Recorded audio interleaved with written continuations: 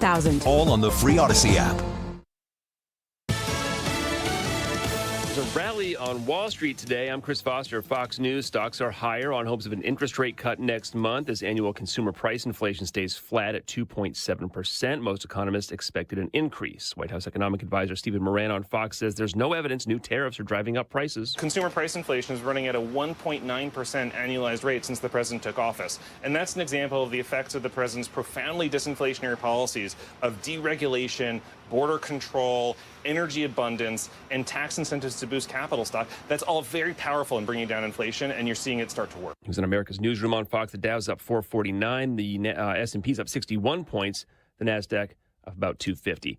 Washington, D.C. Mayor Muriel Bowser met with Attorney General Pam Bondi today about the federal takeover of her city's police department and the deployment of National Guard troops arriving now, sent by President Trump. I'm going to rely on the police chief to work with her counterparts to make sure people are being deployed in a useful way. She says the Trump administration is ignoring a drop in violent crime in the city to justify the temporary takeover. We know more about a shooting at the Centers for Disease Control and Prevention headquarters Friday. The now dead man who fired hundreds of shots at the CDC buildings in Atlanta last week took his own life and left behind writings explaining he distrusted COVID vaccines, blaming them for his ongoing mental health problems. Georgia Bureau of Investigation Director Chris Hosey. There was no direct threat, as I'll refer to it within it, but it was his making the public aware, in his words, of his discontent with the vaccines. The gunman had multiple firearms that he is suspected to have stolen from his father. His shots struck and killed DeKalb County police officer David Rose. Eben Brown, Fox News. The Israeli military has released documents that says proved the journalist killed in an airstrike Sunday was a Hamas terrorist operative. America's listening to Fox News.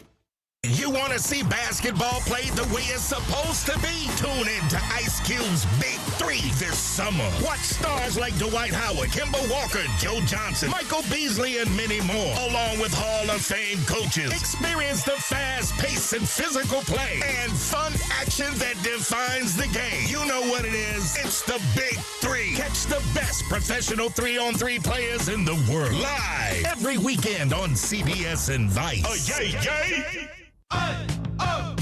Let's go! You're still glowing, flirting, grooving. You still got it. But your immune system weakens as you age, making it harder to fight flu, pneumococcal pneumonia, RSV, and COVID-19. Vaccines are a key part of any health routine and help strengthen your immune response. Ask your doctor or pharmacist which vaccines you need. Schedule in minutes at vaxassist.com. Sponsored by Pfizer. Air Comfort Service, heating, cooling, and insulation. Weather. Run-of-the-mill mid-August weather across St. Louis. It's not too hot and it's not too humid. It's summer, but it's nothing extreme. Partly sunny skies, 92 today. Let's keep an eye out for a couple of scattered thunderstorms. 73 for the overnight low tonight. Wednesday, partly sunny. Couple of storms, 90. 92 on Thursday, but upper 90s are back the end of the week. This is 97.1 FM Talk. Chief Meteorologist Dave Murray.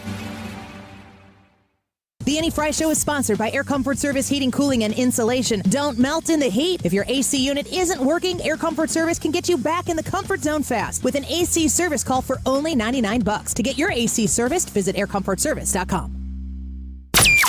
That is exactly what I needed to hear. Thank God someone here knows what they're talking about. That's us. That's right.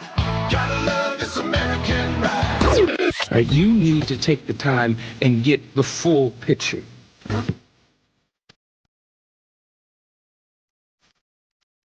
Don't get me wrong, I love the ladies. I mean, they rev my engine, but they don't belong in the newsroom. It is Anchor Man, not Anchor Lady. What do you want from me? I'm not America's sweetheart. Goodness sake, kid. Keep your voice down. Your father's listening to the radio. I'm not America's sweetheart. This is the Annie Fry Show. Welcome back to the Annie Fry Show. Thanks for being with us this afternoon. I can't get over how much attention the Illinois 13th District is getting in the last year. That would be my district. Ryan, that's your district? That is also my district. Brad, you're in Boss District, so you're in the 15th. But this little finger of a district, it's a middle finger, because it's in the middle of the state. That's what we're going to call it from now. The Crooked old middle chrome finger. middle finger. Brian Kilmeade filled in for Jesse Waters last night. And there they were, talking about the Illinois 13th. Think about that for a second. There are 435 congressional districts in the country. And the Illinois 13 right now, because of what Texas is looking to do, but more specifically because J.B. Pritzker is out there just shaming Texas for wanting to reflect the actual vote that took place in 2024. People are going, oh, really, J.B. Pritzker? Illinois 13 has gone this long with nobody paying any attention to it right now. Nobody even knows who the representative in the Illinois 13th is. That district used to be represented by a great representative named Rodney Davis. We have him on the show, used to have him on the show a lot. We reached out to him. I think he's on vacation this week or something, but we were working to try to get him on the show to talk about his personal reaction to the district that he got chopped out of now being a national news story. You couldn't have planned. It's kind of like the Sydney Sweeney thing with American Eagle. American Eagle is now on the map once again. Like, how big was American Eagle when we were growing up? I would say it was a pretty big brand. How cool were you when we were growing up? Not that. Not like American Eagle cool. I wasn't into that kind of cool. Like I was a hip different kind bones of jutting out of your low-rise size 00 jeans. I mean, I saw the picture of you. I know. I was hot. Not really. You didn't have much clothes on. I didn't have much clothes or much else other than skin. I was like all skin and bones. That's why I've gone the other direction. American Eagle was a huge deal. Hollister and Abercrombie, man. Abercrombie, Enormous. huge deal. These were like the main brands. And the funny thing is if you couldn't look at a label, I don't know that you'd be able to tell one item from another. All of the stores carried the same stuff, right? That's why you had to have it plastered across your chest. Yeah, your American Eagle or on shirt. your butt. Is the way of the word across the butt, is that not a thing anymore? I don't think so. I think people made fun of it too much. Why? Because it's dumb. Well, I'm going to tell you this right now. People were suggesting that the Annie Fry Show come up with some sweatpants that say Fanny on the bottom. Well, that's funny, though. It's really funny. Would you wear those? Yes. It would say Fannie. I don't know that I'd wear them to Walmart, but I would wear them. I think that's prime Walmart territory.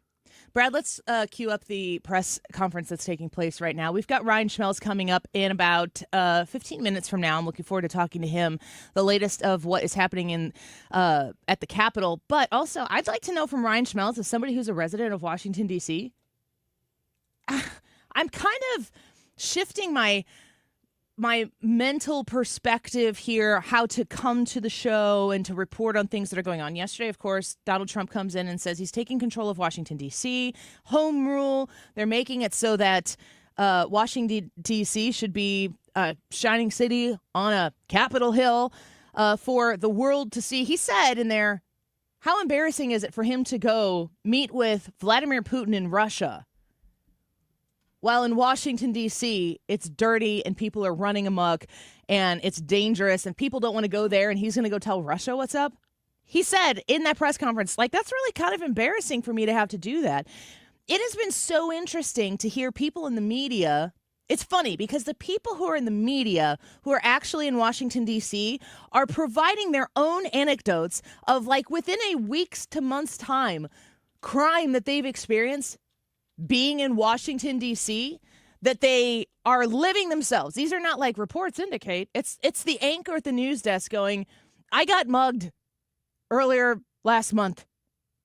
They're telling the story and they're pushing back. But the pundits, the people whose job it is to show up every day and just be anti-Trump, they seem to be beside themselves. And there's a lot of coverage right now. People who have the opportunity to do what I'm doing right now, which is talk to you about the news of the day.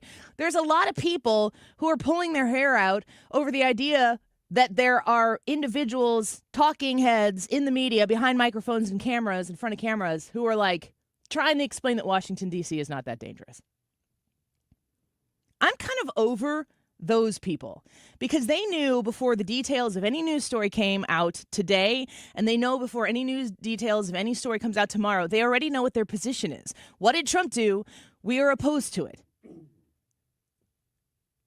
don't really think that anybody needs to be convinced that Washington, D.C. needs to be safer. And we really, while the person that we support, while Donald Trump is in the position to do what he's doing, he's proven that he's going to make good on the promises he made in the campaign to people who he asked for their vote. They voted for him. I mean, really a landslide victory last November. He's doing the things that he said he would do. So all we need to do right now is pass some time to see the results of what Donald Trump has done right now.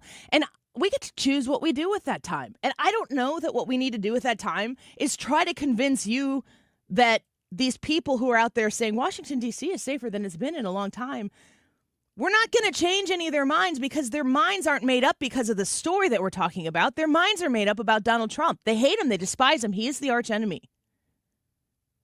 The only thing that would persuade those people, and has persuaded some people who might have been center left or moderate, the only thing that is going to change their mind, time and results. And there's so much to talk about with this administration right now, things that they're doing, efforts they're making, that I don't really think it's worth my time and likely your time to feign outrage over the people who are like, Washington, D.C. is the safest place to be. That's not useful. And it's also not fun. I kind of just think that the less attention we pay to these people, that's like the most effective thing we can do to quiet their voices. It's just the stupidest position to take. If you are wanting to talk to Americans right now, you would say, look, are things more safe generally outside of D.C., across the whole country? Are things more safe right now than they were 10 years ago? Who is going to say yes? Some people might say they're about the same, but nobody's saying, yeah, things have gotten a lot better in the last 10 years. So you're talking to literally nobody except your little echo chamber of leftist ideologues who want to insulate you from reality. Yeah. Well, let's tune into the top of this press conference here. It's just started at the White House. Carolyn Leavitt speaking from the same podium that the president and his whole host of folks were present yesterday. Let's listen into Carolyn Leavitt. President Trump, this border is the most secure it has ever been. When you fortify the border, when you restore deterrence, and when you empower Border Patrol agents and our brave men and women in uniform to actually do their jobs to enforce our laws, like this president has, this is the incredible result. And in the interior of our country, criminal illegal aliens continue to be arrested and removed. Here are some of the criminals arrested by ICE in just the last few days. ICE Buffalo arrested an illegal alien from Jamaica convicted of attempted murder. ICE Buffalo also arrested an illegal alien from Ecuador convicted of leaving the scene of an accident resulting in death. ICE Houston arrested an illegal alien from Mexico convicted of manslaughter. ICE Newark arrested an illegal alien from Mexico convicted of the sexual assault of a minor. ICE Dallas arrested an illegal alien from Mexico convicted of assault causing bodily injury. And already the Trump administration has arrested more than 300,000 illegal aliens in 2025. Again, more than 300,000 illegal alien criminals have been arrested in the interior of our country in the first 6 months of this administration. And despite many false reports in the media, nearly 70% of these arrests have been criminal aliens with criminal charges or prior convictions. This is success all around. This is removing the most dangerous public safety threats from America's communities and returning these individuals to their home countries. So there's been success all around. I'm sure you have a lot of questions today. I'm happy to get to them, so let's get started. And as always, we'll start with our new media seat, who is our podcast host today, Benny Johnson. Benny, why don't you kick us off, and thanks for being here. Thank you, Caroline. As a DC resident of 15 years, I lived on Capitol Hill. I witnessed so many muggings and so much theft. I lost track. I was carjacked. I have murders on my Ring camera and mass shootings. I witnessed a woman on my block get held up at gunpoint for $20, and my house was set ablaze in an arson with my infant child inside. And so to any reporter that says and lies that DC is a safe place to live and work, let me just say this. Thank you. Thank you for making the city safe, because no parent should have to go through what my family went through, having the fire department rip open their door to save their infant child. And so thank you for your work on securing this city. My question to you is this. Nancy Pelosi has attacked the president for deploying the National Guard to the city. saying that it is to cover for his incompetence. Hillary Clinton has also attacked the president for securing the city of Washington, D.C. I'd like to get your response to Nancy Pelosi and Hillary Clinton. Sure. Well, first of all, Benny, I'm so sorry that happened to you and your family. There have been, unfortunately, far too many victims of crime in this city, and I know the majority of residents in the District of Columbia agree with you. In fact, a new poll from the Washington Post I was reading this morning, this was released in May of 2024, so it's quite funny how many of you in the media agreed with what the president was saying yesterday, but now once the president says it, many of you are disagreeing with him. But this poll released by the Washington Post found that 65% of district residents think crime is an extremely serious or a very serious problem, and this was up from 56% last year. So the concern that you share with so many other residents in the District of Columbia is real, and that's why this president is taking action to address it. To get to the heart of your question, I think it's despicable that Democrats cannot agree that we need more law and order in a city that has been ravaged by violence, crime, murders, property theft. This should be a winning issue for all Americans. I don't understand. It's just anything President Trump does, the Democrats want to disagree with. I think the president would love to work with Democrats on this issue to bring law and order to America's cities, but unfortunately they have failed, and that's why he's taken this historic action to federalize the National Guard. And as you're seeing from last night's numbers, we already have seen success. We are removing violent offenders, we are arresting criminals, and we are removing drugs and firearms off of the streets of the city to make it safer for all of its residents. Carolyn Levitt from the White House talking to Benny Johnson, the new media seat there, talking about his own personal experience of living in Washington, D.C., and it's been a rough one. It's been a violent one. It's been a crime-ridden one. Well, think about what you're asking people to do when they go to Washington, D.C. It was clear to me, made very clear to me when I went to Washington, D.C. earlier this spring, that I needed to not be on the streets past 8 p.m., that I shouldn't go places by myself. I shouldn't walk more than a block or two by myself. This was just common knowledge given to you, like, hey, this is the way we do things. When I went last summer, my husband and I went together. We took the subway a lot of places. I'd heard negative things about the subway, but my husband and I, we had a fine time on the subway. It was pretty nice to be able to get around. I thought, wow, this is a really useful tool. But I was with my husband, and we went to a Nationals game twice, so we heeded warnings, but being together and me being with a man, I felt a little more comfortable to push that a little bit. But when I was there by myself, I was very quick to be in my hotel. I mean, they were long days, so it really wasn't a problem. But if it was dark outside, I wasn't going anywhere by myself. My first Uber Eats that I've ever done was in Washington, D.C., because I was told just stay inside by the people who are in Congress. They are like, just don't do it. So if Congress is telling you, and they don't get anything wrong. I mean, well, they've got more resources at their disposal, and they're even saying it. It must be pretty bad. I mean, I was gonna get in. My flight got in really late on Sunday night, and I could have taken a subway to my hotel because it went near my hotel, and they were like, "Don't do that, Uber. Just don't take the subway by yourself." So that was my experience. And I didn't get mugged, so that's strictly anecdotal. Ryan Schmelz is in Washington, D.C. He understands what it's like to live there. Very curious to see what his thoughts are on this order and maybe some stories that he's heard as to what other people have experienced living in Washington, D.C., and if this is the order that will potentially make it a safer place to live. Keep it right here on the Annie Fry Show. YouTube live chat poll for today. Can Trump bring peace in the Russia-Ukraine war? Yes or no? Do you think that Trump can get the job done? Meeting with Vladimir Putin in Alaska this week. Let us know what you think. We'll be right back.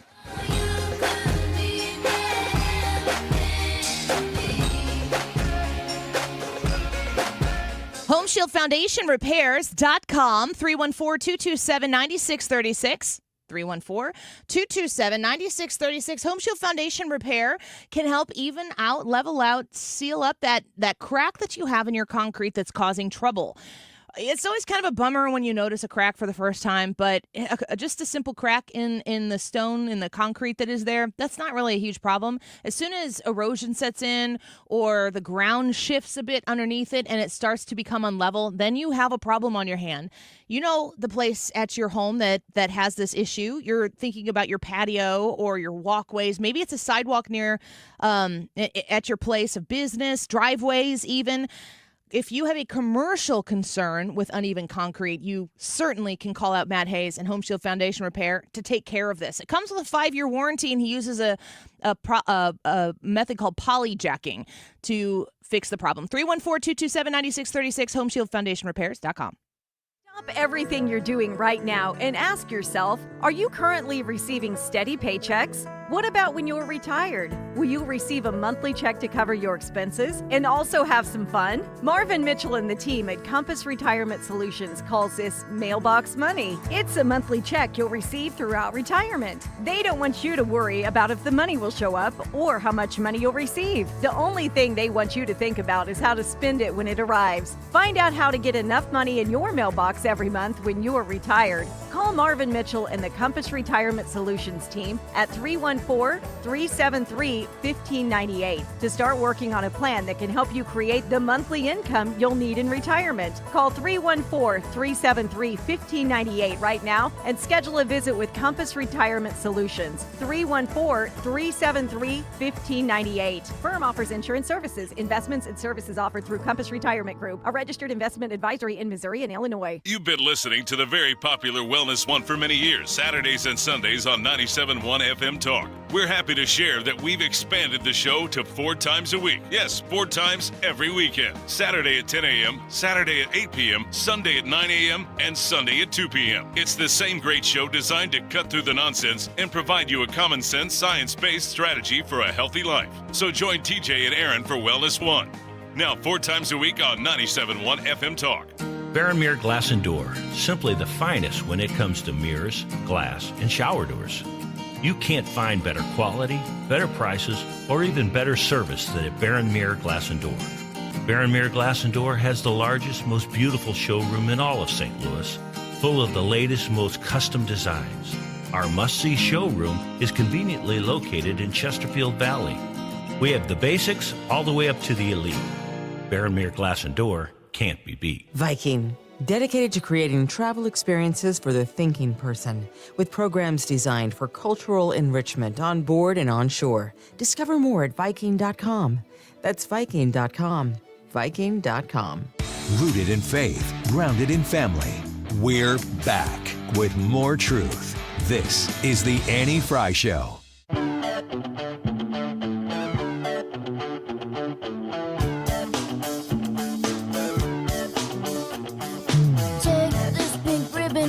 My eyes, I'm exposed, and it's no big surprise. Welcome back to the Annie Fry Show. We're glad you're here this afternoon. The White House press briefing is still going on. We're going to monitor that for any details that might be of your interest. Certainly, we have an inflation report that came in pretty good today. A lot of good economic numbers lining up, and we'll cover that also later in the show. But as we've been discussing, we've been talking about Donald Trump's home rule announcement that he made yesterday, and a lot of people are reacting, people who are there in Washington, D.C., as to their actual real lived experience. And we've got Ryan Schmelz on with us right now, Fox News Radio, Capitol Hill, and White House correspondent. Certainly knows a little bit about life in Washington, D.C., certainly the politics, but also just, getting from A to B. Ryan, welcome back to the show. It's good to have you here. Good to be on, Annie. How are you? I'm doing okay. So we're here in St. Louis, Missouri. We know about cities and crime and understanding kind of when you're okay to be out walking on the streets and when maybe it's time to just pack it up for the evening. A lot of what I'm hearing discussed by reporters, by people who are on both sides of the aisle, certainly in Congress there in Washington, D.C., a lot of people have their own personal anecdotes of the danger that exists at a certain time in Washington, D.C. Curious about your report on that, either your personal experience or what you might have heard from those in Congress. I mean, it's definitely an ongoing problem. We hear about the crime numbers and that they're going down, but I think there are certain places here where people just don't buy that, and so you see in many cases. So I live in Navy Yard, which is the same neighborhood that Nats Park is in. We have had a congressman get mugged in that neighborhood. We have had the neighborhood go into a curfew for juveniles because they had so many reported incidents involving those juveniles after a certain time at night on the weekends. And we've had multiple shootings. There's been several shootings, fatal shootings at the metro stop down the street from where I live. And then we've also had in the building across the street from me a fatal shooting. So there certainly are a lot of issues people have. And just based off the reaction I've seen over the last 24 hours, I would say that this effort from President Trump is supported along party lines. I mean, Republican staffers who live in D.C. are very much excited about this, whereas Democrats pretty disappointed and very concerned. Yeah, I've seen a lot of that as well, even though I don't know that the criminals are like, are you a Republican or a Democrat before they commit some sort of crime around you. The one thing that I hear a lot about, which I think is an interesting facet of this particular kind of crime in the city, Judge Jeanine Pirro has talked a lot about it, but there are a lot of people participating in this crime who are minors. Can you talk about that? Well, yes, a lot of the issue that Judge Jeanine is raising, or now I should say U.S. Attorney Jeanine Pirro is raising, is that it's hard for her to prosecute because a lot of the laws in D.C. are very juvenile friendly when it comes to criminal prosecution. Now, in this case, too, we've had reports that some gangs will enlist, young juvenile people because they have a less of a chance of getting prosecuted by police, so they'll have them carry out whatever activities they want them to carry out, and a lot of that ends up in alleged crime. So I think there is this big concern about how juveniles behave and how they're prosecuted in D.C., which is what Judge Jeanine is trying to go after. And look, a lot of these big incidents that we've seen, especially down here in Navy Yard, have been related to juveniles and some of they travel in these really big groups. And there was an incident recently when they came into Navy Yard and were very aggressive towards people. And in some cases, there was some reported mugging that went on too. So this has been a big back and forth about how you handle young people in DC, because that's where a lot of the at least newsworthy problems that have been coming up lately have been happening. Yeah, we're speaking with Ryan Schmelz right now, Fox News Radio, Capitol Hill and White House correspondent.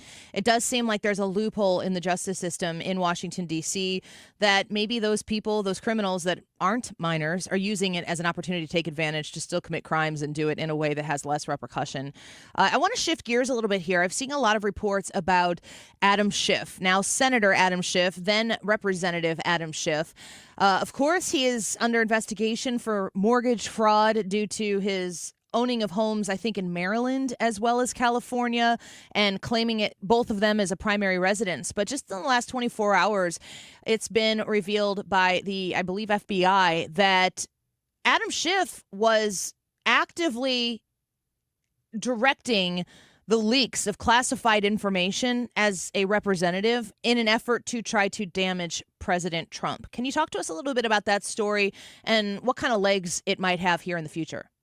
Right. So we were able to get our hands on a document from the FBI, which was an interview with a whistleblower that went on between sometime in 2017 and 2023. So this whistleblower reportedly worked for the House Intelligence Committee, which Adam Schiff was the top Democrat on from 2017 to 2019, and then 2019 to 2021, he was the chairman of that committee. So what we understand and what this whistleblower was alleging was that Schiff was putting out information that he felt would be derogatory towards President Trump and could lead to him potentially getting indicted. And you also had Schiff, you had this whistleblower alleging that he told Schiff during a meeting that this was potentially illegal, what he was doing. Now, Schiff, like about 30 minutes ago before we came on here, did send out a statement to us. What we understand is that he called this employee a disgruntled employee who does not have any basis to make these accusations and was actually fired from the committee for just cause. So he's very much trying to discredit what this allegation is based off of what has been put out there. So just to be clear, that document that you received from Schiff's office, did he only discredit the whistleblower, or did he actually deny what was alleged?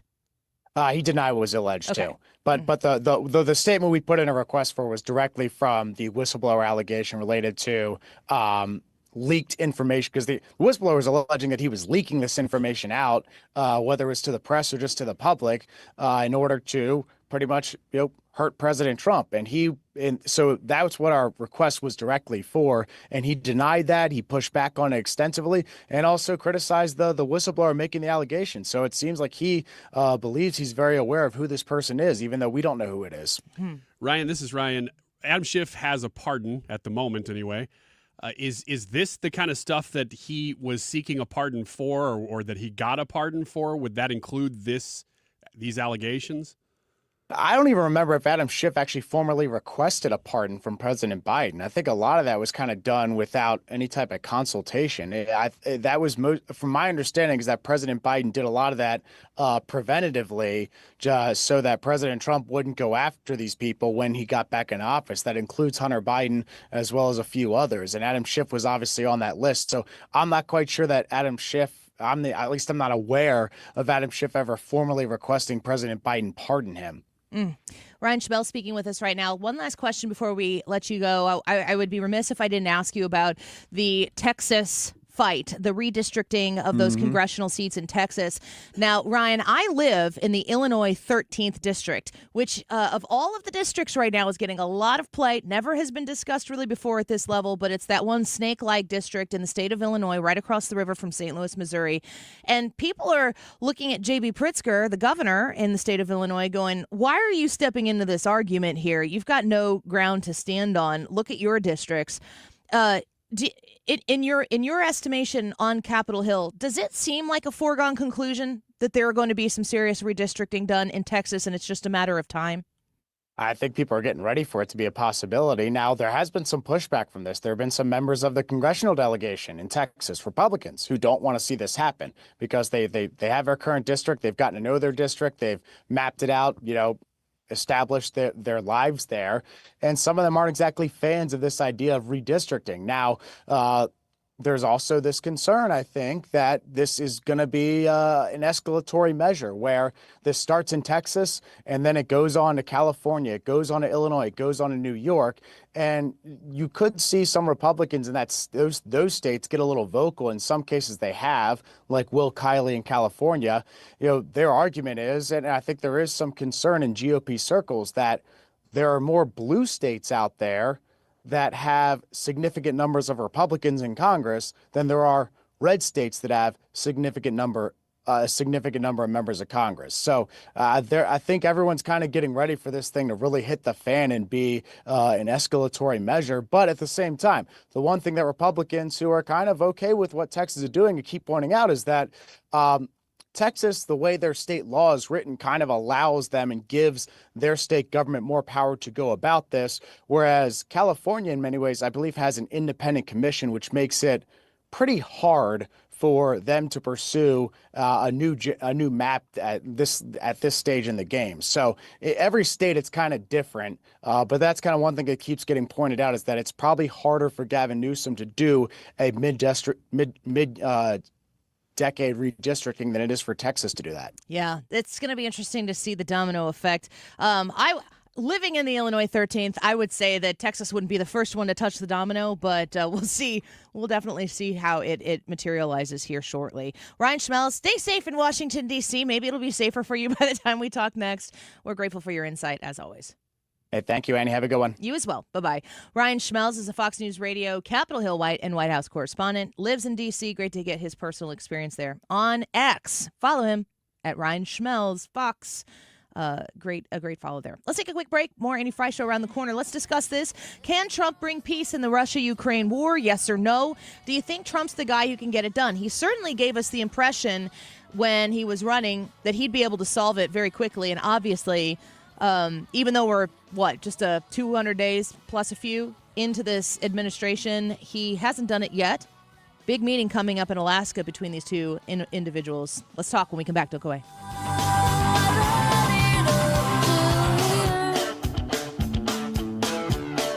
Michael's Flooring Outlet, their website, igotfloored.com. Consider going to Michael's Flooring Outlet for your flooring shopping experience. And it can start with browsing. I love browsing. My husband probably, like anytime I'm like, hey, let's go look at the flooring department when we're in maybe a big box store or whatever. He's like, why? And that's because I'm plotting a flooring purchase like 2 or 3 years down the road. He just knows. Always shopping, always looking for value and quality at the same time. That's why when you're looking at flooring, you need to make sure that Michael's Flooring Outlet gets your attention before you make a decision on where to purchase that Mohawk Smart Strand carpet line or maybe a beautiful Techwood Plus line of flooring for your home, for your business. Wherever your renovation project is, make sure Michael's Flooring Outlet gets the chance to earn your business. They'll be glad to talk to you about the different products that they have. And boy, they have a wide selection of products for you to choose from. And you do not have to sacrifice value when you shop at Michael's Flooring Outlet. All the details and the ability to request an estimate online at igotfloored.com. Why do the national tax resolution firms need the tiny fine print at the bottom of all their TV ads? Hi, this is Lance Story with the Lance Story Law Firm. You don't hear fast-talking disclaimers in our ads because the claims we make are 100% transparent. The Lance Story Law Firm primarily focuses on one thing, IRS problems, and we're regulated by the Bar Association, and we have a AAA rating with the Better Business Bureau. IRS issues are serious legal issues. The Lance Story Law Firm has helped thousands of clients navigate the best resolution plans, and we tell you up front exactly how much it'll cost. Tax resolution law is all we do. So before you send money to some out-of-town, high-pressure salesperson, give us a call at the Lance Story Law Firm, located right here in St. Louis. Call today to schedule your free consultation with me, 314-260-6120, or visit Lance, DRURYlaw.com. The choice of a lawyer is an important decision and should not be based solely upon advertisements. Guess which guy's birthday it is today? Guess what day it is? It's not mine, which means it matters a little bit less. Let me ask you this. Are you excited about this person's birthday or are you not excited about this birthday? I'm just excited about this person in general. Yeah? I'm a fan of his. So it's not Ethan. It's not Ethan. No. This person gets gifts from me. Day it is. So we're looking forward to celebrating that with this mystery guest. I saw that bag, and I don't think that bag has a case of root beer in it. It doesn't. And that is to his detriment because that is a terrific gift. If somebody got it for me, I hope you feel that way at Christmas time, buddy. Hey, I will. I really will. 12:36. This time check is sponsored by Jerry Kelly Heating and Air Conditioning. It's time for a $98 AC tune-up. Still leading 97.1 FM Talk. St. Louis Conservative.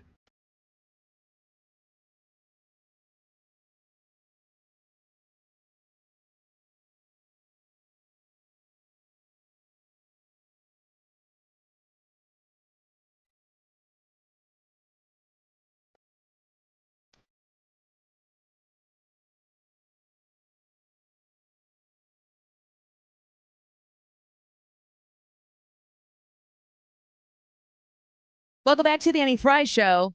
Trump meeting Putin in Alaska. What do you think about all that? I think it's great.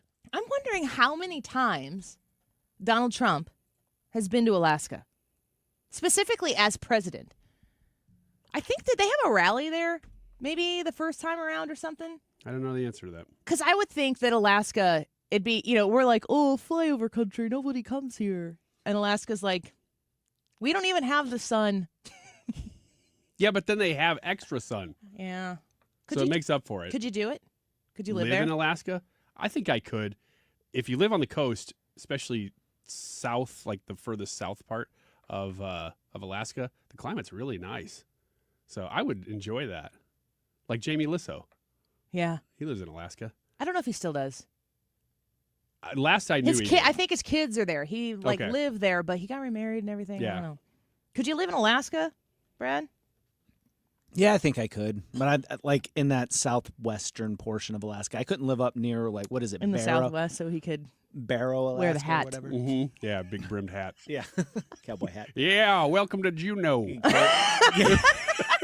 Carry around my Smith & Wesson 500 grizzly bear gun. Tumbleweed. Y'all ever been to Anchorage?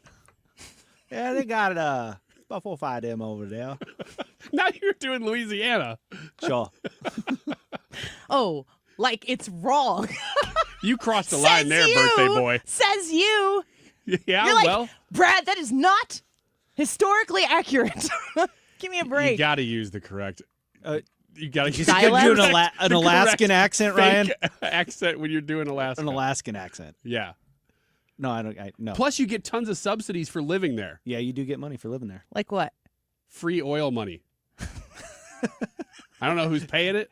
If it's government, it's oil, big oil. Either way, I'm for it. Big oil, big government. Pay me. Wow, this show took a turn.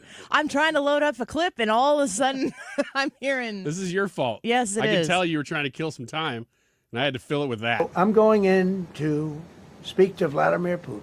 Vladimir. And I'm going to be telling him, you got to end this war. You got to end it. He sounds just like Brad. And he wasn't going to mess with me. This war would have never happened.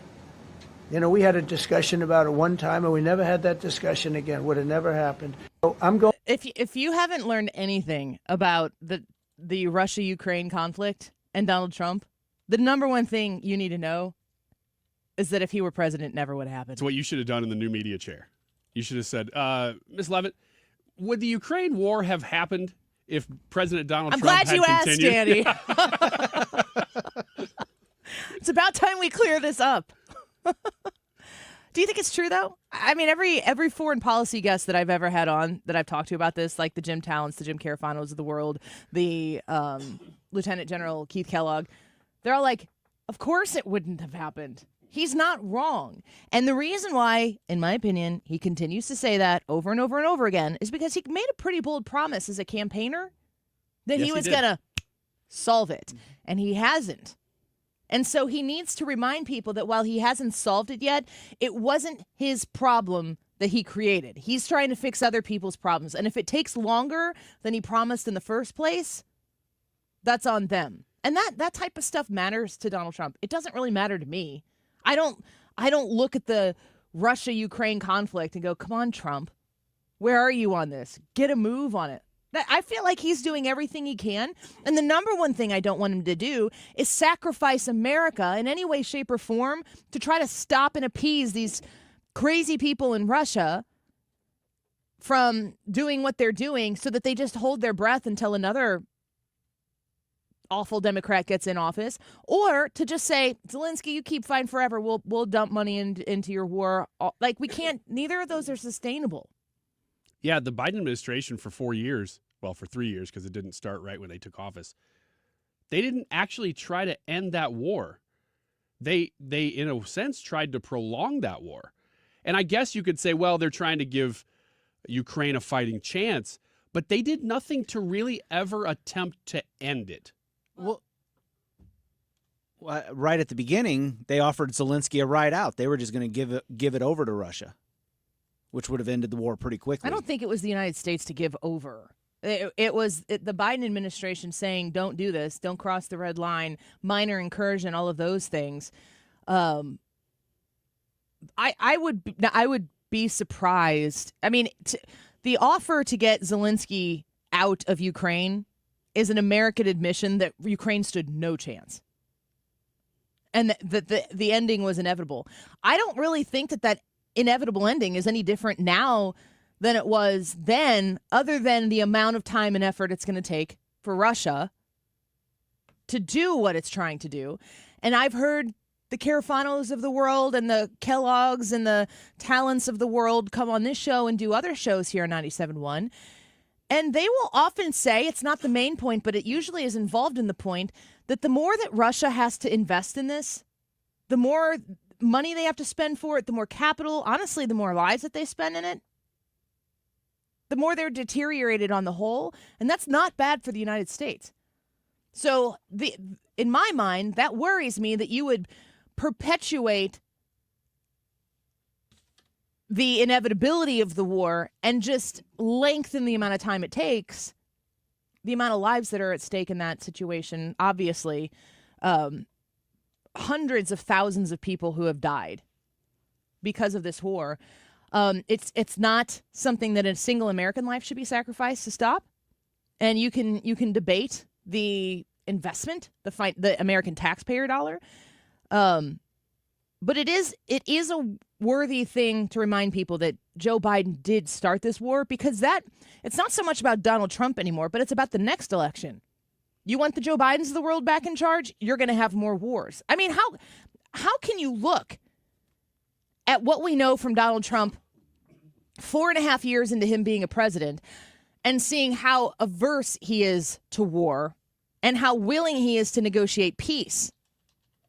And on top of all of that, you watch Joe Biden. I mean, he was just MIA. I mean, I think that's the most egregious thing of the whole purpose of his presidency is how much was he even in charge of the things that were actually happening and abdicating your responsibilities as the commander-in-chief. And in the meantime, deadly, deadly war is breaking out.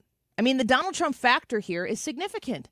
Vladimir Putin was not asking to sit down and have a conversation with Joe Biden. That wasn't happening. Nobody else could have created the conditions that lead to a meeting like this. Hasn't been there since 2015, Putin in the United States. Nope. And certainly under Joe Biden, the violence raged, the war raged, and Putin never took him serious enough to even consider a meeting. So already President Trump has changed the game. He's created the conditions for a possible negotiated settlement, which is his goal from the beginning at a very complex battlefield. I don't think Vladimir Putin would be meeting unless he's felt that heat.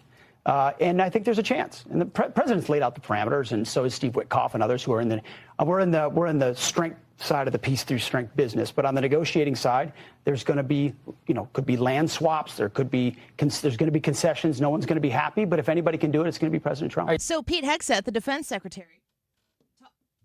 Why does my microphone keep doing that, man? It drives me crazy. He's talking there about Donald Trump being the key factor here to make to make the situation tenable where peace discussions could be carried out.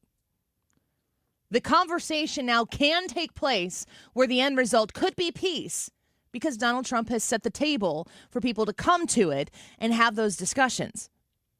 When you hear Pete Hegseth talking about people aren't going to be happy, there are going to be concessions, there are going to be land swaps, that means Russia is going to have invaded Ukraine and likely get land from it.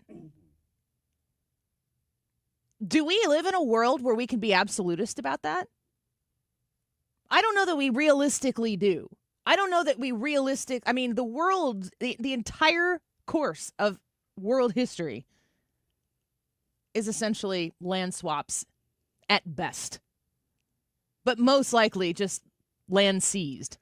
So if Russia goes in and does this and they get some land for it, just know right now, all of the things that the leftists hate Donald Trump for, that's all they're going to talk about. The things that Pete Hegseth is alluding to, there's going to be a deal that is made, potentially, that the situation now exists where a deal could be made and peace could be the ultimate result here. People could stop dying over this.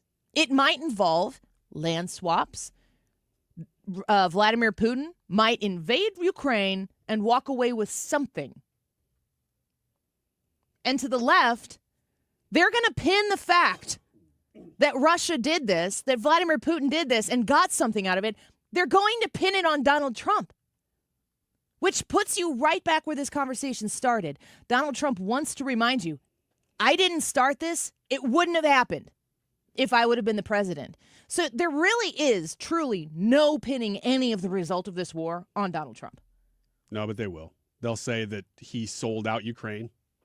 A land swap, though, isn't just ceding territory. This is a trade of territory. That implies a two-way street. It may be that Russia ends up better out of that than Ukraine does. Yeah. But Ukraine, listen, Ukraine has to agree to this. Correct. It's not just Trump and Putin set something up and they have Ukraine ready to go. Ukraine has to agree to it, too. The thing that I want to really highlight before we get to this conversation, which might not materialize in anything, and then we'll be right back where we started with what Joe Biden handed over from being the president of the United States. The thing that you need to understand is there's going to be an element of this deal, of this agreement, that looks somewhat good for Vladimir Putin. That is how Vladimir Putin is going to agree to stop killing people. That will also be a Christmas morning gift to the people who hate Donald Trump. It doesn't matter. This is what I really, really want to compel you to embrace. As somebody who follows politics, while your guy, if Donald Trump is your guy, while your guy is at the levers of power. There is going to be something, we don't know what the details are yet, but fill in the blank here in the future. There are going to be things that Russia or Vladimir Putin gets out of this deal that the left is going to say is Donald Trump's fault. They're going to try to subsidize the Russia collusion story that they made up with what Vladimir Putin gets out of this because of a war Joe Biden started. It's a trap. And it's only a problem for you and for me if we give them an ounce of our attention. Which, when we have the power, we actually don't have to do. You already know it's coming, and you already know it's bologna sausage. I want peace, and I trust Donald Trump to get it. All right, real quick break. Went way long. Wiggins America next. What do you got? Ways the left wants to take things from you. They want to use Good, we don't need a lot of time for that anyway. Let's get to a quick break. Yeah, let's take a break. Get on the Andy Fry YouTube chat. Wish Brad a happy birthday. We'll be right back.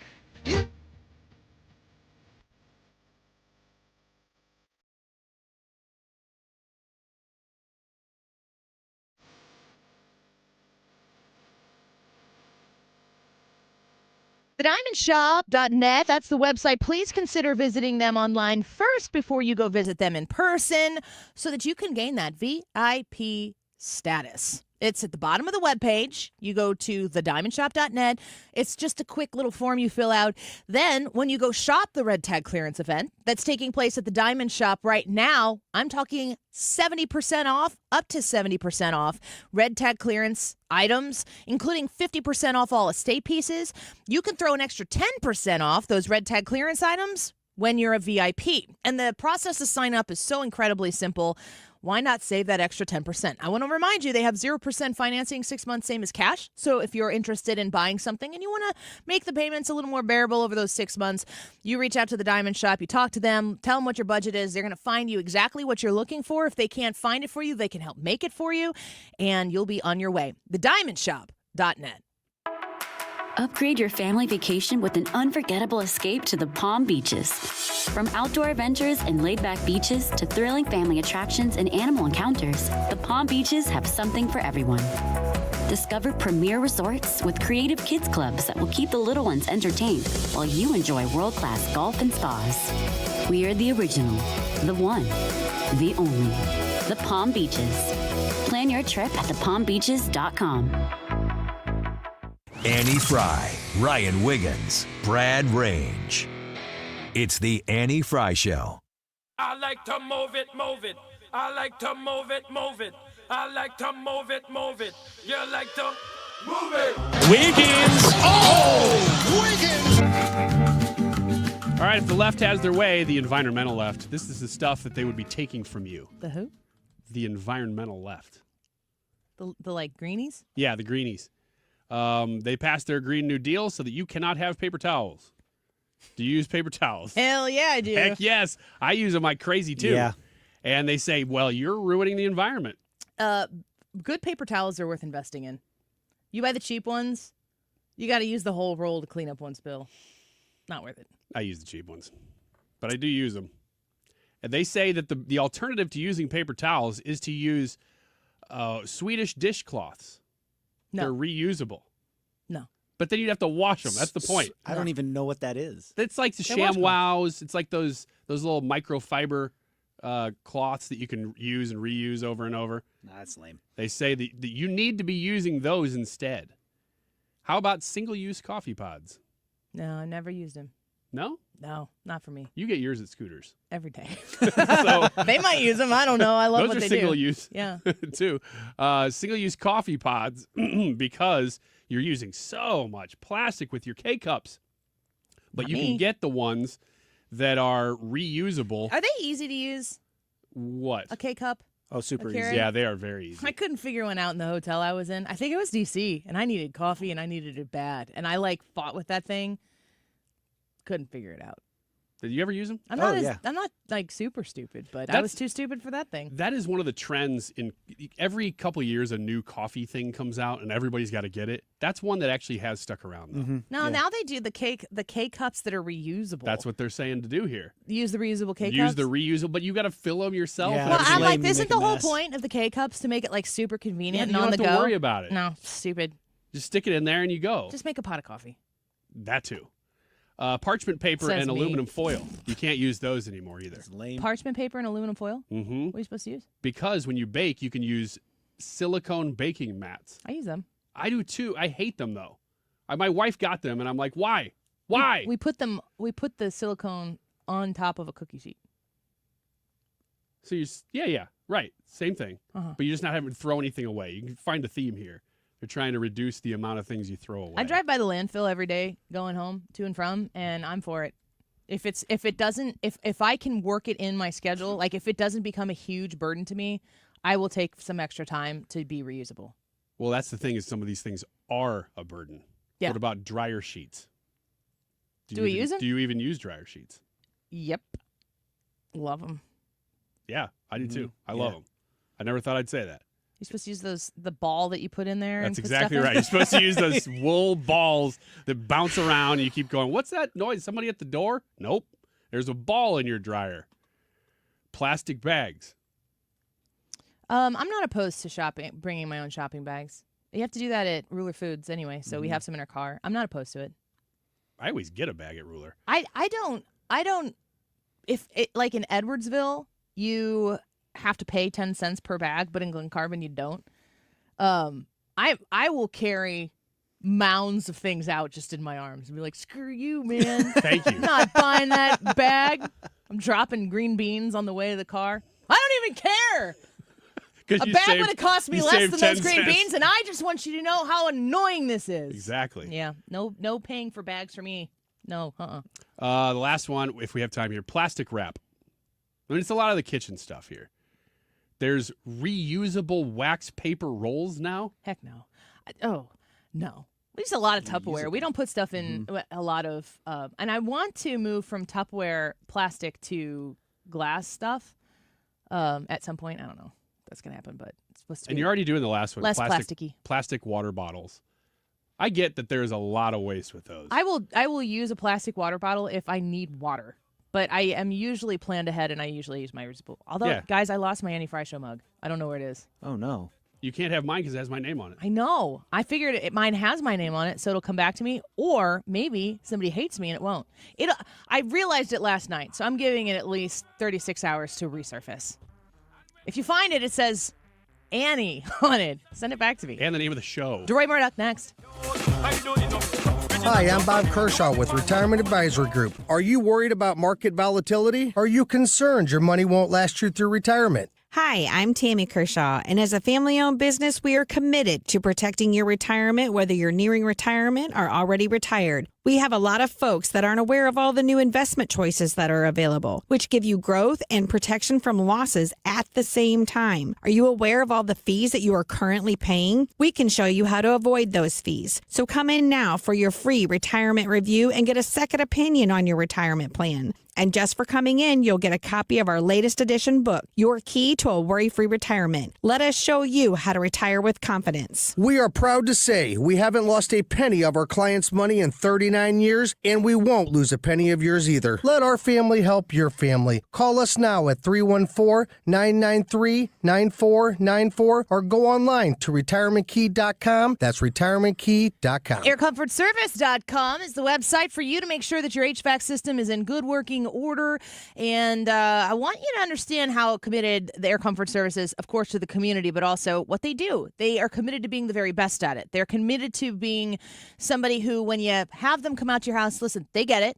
Your air conditioner isn't working well, and you got to call them, and all you're thinking is like dollar signs. They know that they're not the exciting people in your life. But here's the thing. Once you have Air Comfort Service come out to your home and figure out what the situation is, you're going to be really glad you put this issue in the hands of people you can trust. And I've certainly done that multiple times over in my household. I am an Air Comfort Service customer, and I encourage you to give them the opportunity to earn your business as well. 314-513-0091. Call Air Comfort Service Heating, Cooling, and Insulation for any HC or HVAC service in August. And when you ask about their undies, this is the weirdest thing ever, but I'm supposed to tell you this. Air Comfort Service will donate a new pair of underwear and socks to kids in foster care through the Foster Together organization. AirComfortService.com. When you get hurt, you don't want to end up on the injured list. You want to get back in the game, stronger than ever. At Morgan & Morgan, we're the home run hitters you need. Morgan & Morgan, proud sponsor of the St. Louis Cardinals. Injured? Visit forthepeople.com for an office near you. Guys, it's time to take charge of your health with my friends at Victory Men's Health. Mark Cox here. I already love what they do at Victory. They do hormone optimization, sexual health, weight loss, even vitamin deficiencies. Now they're offering specialty cardiovascular testing and even early detection cancer screening. Visit them at one of their 4 great locations, now in Sunset Hills, Town and Country, O'Fallon, Missouri, and O'Fallon, Illinois. Tell them Mark Cox sent you. Go to VictoryMen'sHealth.com. August is Pet Appreciation Month. Get 3 rooms of carpet cleaned starting at just $129, 15% off pet odor treatments, and take $50 off air duct cleaning. Book online today at ZeroResSTL.com. KFTK FM Florissant from the Kaufman Townsley St. Louis's Injury Lawyers Studio. Call 314-500-5000. That's 314-500-5000. All on the free Odyssey app. It's a listening exercise. I'm Chris Foster, Fox News. That's how White House spokeswoman Caroline Leavitt describes Friday's upcoming meeting with Russia's President Putin in Alaska. The brutal war between Russia and Ukraine broke out under Joe Biden's incompetent leadership. But President Trump is determined to try and end this war and stop the killing. Ukraine's President Zelensky says the Russian military is making a push for more territory in eastern Ukraine ahead of those talks. Fox's Alexandria Hoff. President Trump foresees that territory is going to be kind of up for debate, and that's something that President Putin's going to bring to the table. Now, just today, President Zelensky, he emphasized territorial integrity as what his side needs. It doesn't sound like President Putin is going to be promising anything of the sort. Now, President Trump said that Friday's Alaska meeting, it could go good or it could go bad, but he feels any kind of land swap, as he calls it, could prove beneficial for Ukraine, for both sides, really. He expressed yesterday some frustration, though, with President Zelensky lacking the full authority to agree to that if it comes to it. Giving up territory would require amending Ukraine's constitution. Some of the Washington, D.C. National Guard troops activated by President Trump are starting to be sent out in the city. Mayor Muriel Bowser is pledging cooperation with a temporary federal police department takeover. We have the best in the business and MPD and Chief Pamela Smith to lead that effort and to make sure that the men and women who are coming from federal law enforcement are being well used, and that if there's National Guard here, that they're being well used. She met with today U.S. Attorney General Pam Bondi. The president says there's too much crime in D.C. The Consumer Price Index steady at 2.7%. So-called core inflation, stripping out food and energy, is up 3.1% annually, the highest pace in 5 months. Former South Korean First Lady Kim Kyun-hee is arrested on charges of bribery, stock manipulation, and political influence peddling. Her husband, Yoon Suk-yeol's in jail on insurrection charges. America's listening to Fox News. You want to see basketball played the way it's supposed to be? Tune in to Ice Cube's Big 3 this summer. Watch stars like Dwight Howard, Kemba Walker, Joe Johnson, Michael Beasley, and many more, along with Hall of Fame coaches. Experience the fast pace and physical play and fun action that defines the game. You know what it is. It's the Big 3. Catch the best professional 3-on-3 players in the world live every weekend on CBS and Vice. Yay! Let's go! You're still glowing, flirting, grooving. You still got it. But your immune system weakens as you age, making it harder to fight flu, pneumococcal pneumonia, RSV, and COVID-19. Vaccines are a key part of any health routine and help strengthen your immune response. Ask your doctor or pharmacist which vaccines you need. Schedule in minutes at VaxAssist.com. Sponsored by Pfizer. Air Comfort Service Heating, Cooling, and Insulation weather. Run-of-the-mill mid-August weather across St. Louis. It's not too hot and it's not too humid. It's summer, but it's nothing extreme. Partly sunny skies, 92 today. Let's keep an eye out for a couple of scattered thunderstorms. 73 for the overnight low tonight. Wednesday, partly sunny, couple of storms, 90. 92 on Thursday, but upper 90s are back the end of the week. This is 97.1 FM Talk. Chief Meteorologist Dave Murray. The Annie Fry Show is sponsored by Air Comfort Service Heating, Cooling, and Insulation. Air Comfort Service is hiring licensed journeymen. Don't have a journeyman license? Air Comfort Service will help you get it. Get guaranteed hours year-round and more. Apply online at aircomfortservice.com. Annie Fry, Ryan Wiggins, Brad Rain. That's us. That's right. Gotta love this American ride. What do you want from me? I'm not America's sweetheart. For goodness sake, kid. Keep your voice down. Your father's listening to the radio. I'm not America's sweetheart. This is the Annie Fry Show So on California has 97.1. way more House seats than it should because they have such a high population of illegal aliens. So they get rewarded for welcoming illegal aliens into their state, giving them federal benefits, actually asking the taxpayers of states like Ohio to subsidize them. And then those same taxpayers in Ohio and Indiana and elsewhere, they have fewer congressional representatives because of what California has allowed to happen. That's ridiculously unfair. And the only real way to fight back against it is for us to redistrict in some ways as aggressively as these hard blue states have done. So there you have the Vice President of the United States saying, yeah, it might be time for us to redistrict. It might be time for us to do what the Democrats have done already. And Deroy Murdock's got some thoughts on that. We welcome Deroy Murdock back to the show, nationally syndicated columnist, Project 21 ambassador, and Fox News contributor.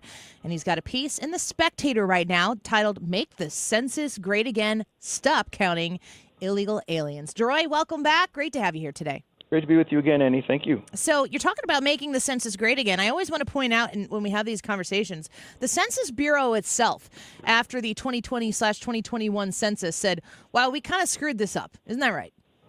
They did. There were a number of states where they basically undercounted voters and population in some and overcounted in others. And oddly enough, they undercounted in general Republican states and they overcounted in Democrat states. Gee, what a shock.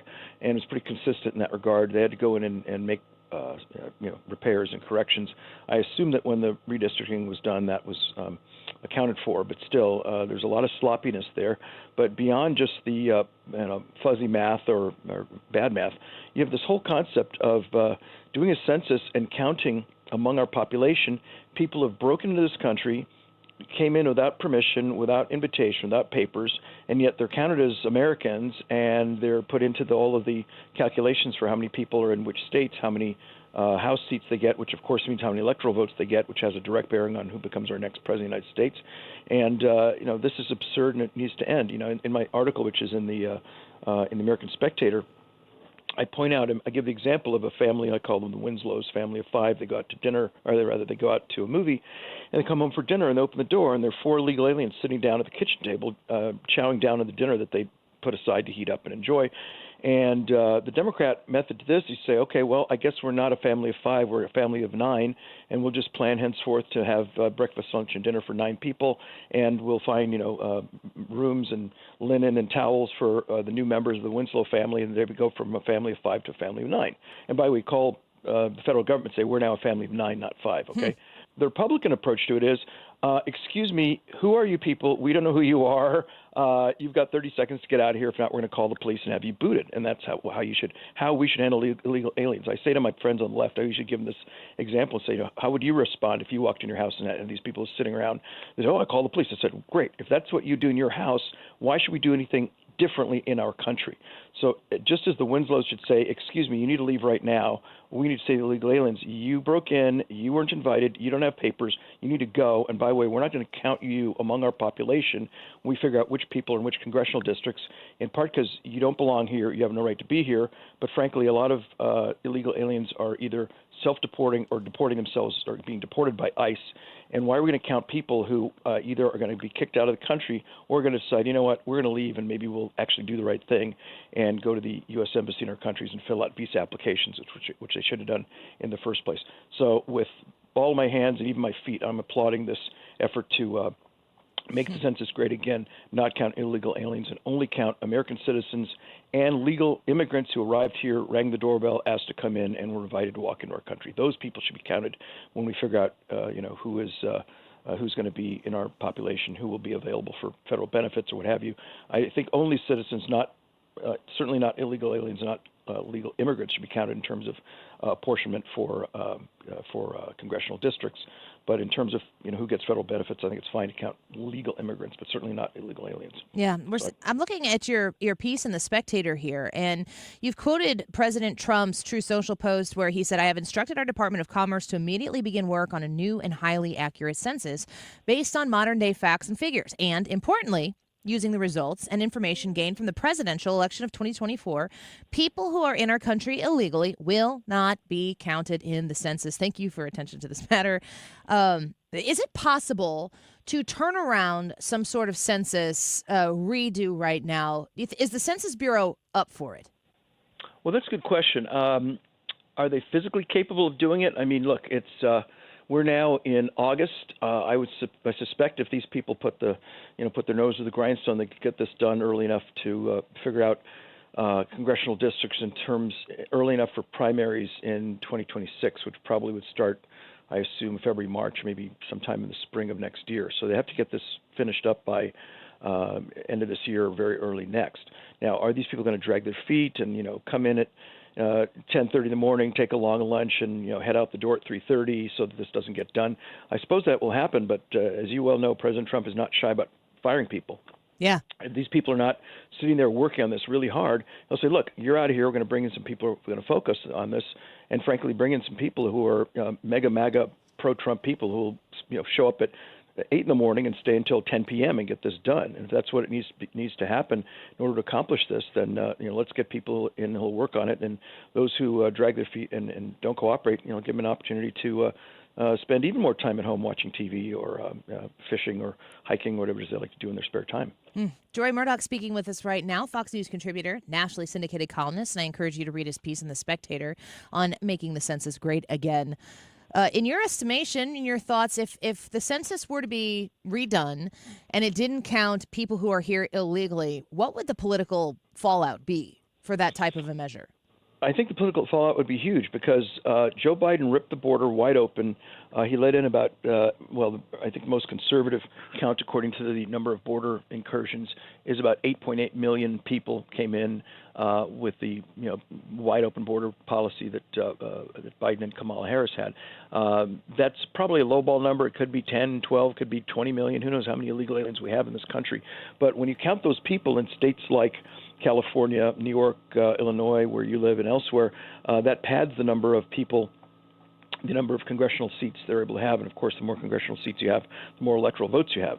So if you subtract those people, all of a sudden California has 2 or 3 fewer congressional districts. Illinois has 1 or 2 fewer. New York has 1 or 2 or 3 fewer. And all of a sudden what happens is you've got fewer Democrat states and those Democrat seats, I should say, or leaning Democrat seats in those states, which means that you probably will end up having fewer Democrats being elected to the House. And also, very importantly, in 2028 and 2032, when we have our upcoming presidential elections, California, Illinois, New York, Maryland, et cetera, will have fewer electoral votes, and you'll probably have more, at least relatively more, in the Republican states, which means it's going to be harder for the Democrats to get elected. So this is the right thing to do morally and legally, but I think in terms of its political advantage, what it will do is remove basically an artificially created, completely fake advantage that the Democrats have concocted over the last few years to give themselves essentially credit and bonuses and political power for letting people break into this country who had no right to be here. And I think we'll take that away from them, restore justice, which is people who ought to be here, who we invited to come in here, and then remove from the Democrats this completely artificial political power that they've stolen from themselves by letting people break into the country and then counting people as part of our population who shouldn't be part of the population. Last question for you, Deroy, before we let you go. I'm thinking about President Trump's announcement yesterday, taking over control of crime and law and order in Washington, D.C. but also saying, in the Truth Social post included in your article on The Spectator, we're gonna redo the census and we're not going to count illegal aliens at that when we go to redo it. Like the boldness of Donald Trump, it seems exponentially to increase with each passing day. I just am curious about your assessment. All the years that you've watched politics, different politicians, presidents from both parties, how do you assess this moment in American history and the timeline with Donald Trump and what he's bringing to the table? I guess this now proves that Annie Fry is psychic, because you are absolutely reading my mind. This will be the focus of my next op-ed. There you go. And I'm trying to say this as politely and family-oriented as I can, which is I think the reason Donald J. Trump is succeeding as much as he is that he has stones the size of the Sphere in Las Vegas. Is that okay to say? Yeah. We're going to be unplugged for that. Everybody knows. Everybody gets it, and everybody agrees. Yeah, it's astonishing. I mean, whether you like or dislike what this man is doing, he's not just nibbling around the edges and doing a little tiny reform here and maybe a little national parade about something there. This guy is going full blast, 90 miles per hour into the biggest obstacles you can imagine. Like, okay, we're going to take over the law enforcement function in Washington, D.C., and have the feds take that out away from the local city government and have the federal government run the police basically out of the White House or out of DHS, I guess. We're going to take the census. We're going to remove the illegal aliens. We're going to cut these international peace deals with countries that have been at war for 30, 35, 40 years and sit down, bring them to the White House and say, okay, you people need to stop. You need to sign this treaty and stop killing each other. And, of course, the stuff he's doing on trade, what he's done on taxes, it's incredibly audacious. It's incredibly bold, incredibly courageous. And certainly when it comes to confronting the Democrats, he's not following the sort of Bush family model, which is, let's be nice, and if we're nice to them, they'll be nice to us. Let's all be friends. And, of course, the Democrats then proceed by drop-kicking us in our teeth. This man stands up to these folks. He sees what needs to be done, and he goes forward into it as aggressively and confidently, more aggressively and confidently than any public official I've seen in all the time I've been following American politics since really about ninth grade. So I applaud it. I think it's amazing. Other people may think it's miserable, but whether you're left, middle, and right, I think we all have to agree that this man, whether you love or hate what he's doing, is incredibly bold, incredibly audacious, incredibly courageous, and really unlike any president we've seen before. Yeah, and you know what? If the Democrats wouldn't have thrown everything that they've thrown at him, kept him from winning that second term in 2020, the whole Russia thing, the lawsuits, the mug shots, I think he does this with glee at this point. He might have had some reservations if they wouldn't have gone so far past the line that he's emboldened now, and I don't think he even blinks twice.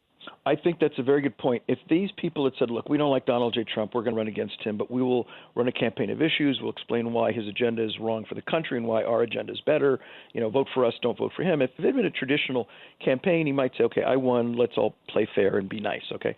But when you've got this guy locked up, mugshots, spending day after day after day in courtrooms around the country, facing these absurd, ridiculous, concocted brand new crazy legal theories and so on, and then one assassination attempt, another assassination attempt, and on and on and on.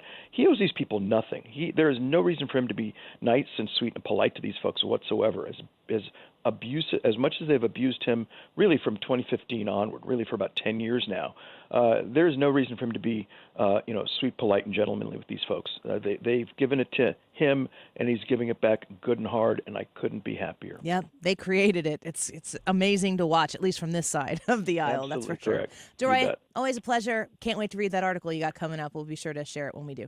Very good, Annie. Okay, thanks very much. We'll Bye-bye. see you soon. Take care. Bye-bye. Deroy Murdock is a nationally syndicated columnist, Project 21 ambassador, and Fox News contributor. And he's usually our Wednesday guest, but we moved him to Tuesday today, and we're glad we did.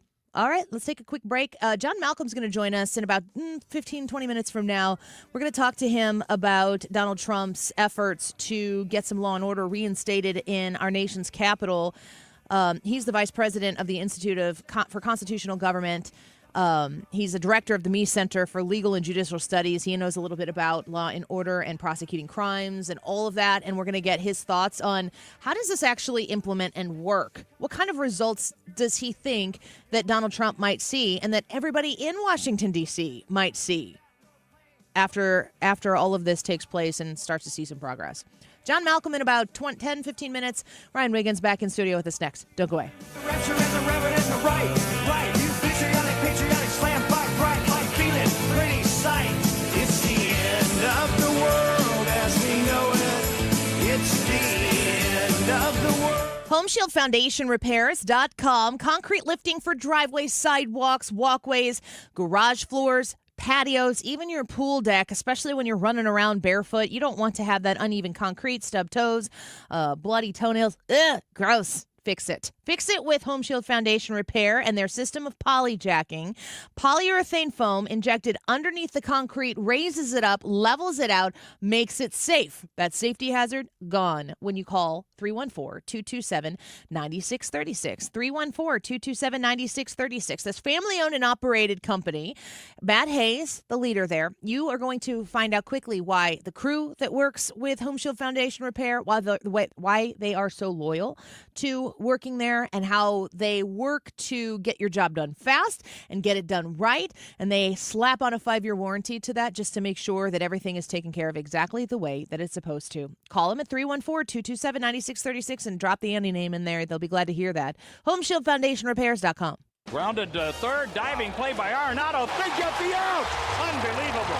Get ready for the ultimate showdown. The New York Yankees come to Busch Stadium the weekend of August 15th through the 17th, and they're bringing the star power. See sluggers like Aaron Judge and Giancarlo Stanton take on your Cardinals in one of the biggest series of the season. Finish off your summer in style with the Cardinals and Yankees. Great seats still available. Get yours now at Cardinals.com. This is Nolan Arenado, St. Louis Cardinals, Fort Lulu. Summer in St. Louis means one thing: Cardinals baseball. It's more than a game, it's an STL tradition. The crack of the bat, the roar of the crowd, the boom of the fireworks. It's the soundtrack to summer for Cardinals Nation. So grab your cap and glove and take your spot in the stands, because in St. Louis, baseball is more than a melody, it's our favorite song. Viking, committed to exploring the world in comfort, offering small ship experiences with a shore excursion included in every port and programs designed for cultural enrichment. Discover more at Viking.com. That's Viking.com. With conviction and clarity, The Annie Fry Show on 97.1 FM Talk, St. Louis Conservative.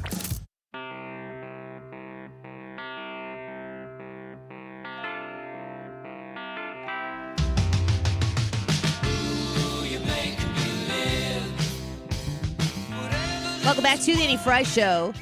We were talking with Deroy there. The scenario with which Donald Trump comes back into his second term after having to sit out 4 years and watch Joe Biden make an absolute mess, just add his camera in, make an absolute mess of everything. Joe Biden not being present, not being active. And then when you did see Joe Biden come out and participate, you remember the red speech? Oh, yeah. What was that? You showed up for work that day? And then pounded the podium. Flanked by Marines? Yeah, it was That was at Independence Hall, wasn't it? I don't remember. I think they went to Philadelphia and stood at Independence Hall. And the entire speech, my takeaway from that entire speech was Ultra MAGA, Extreme MAGA, what did he call him?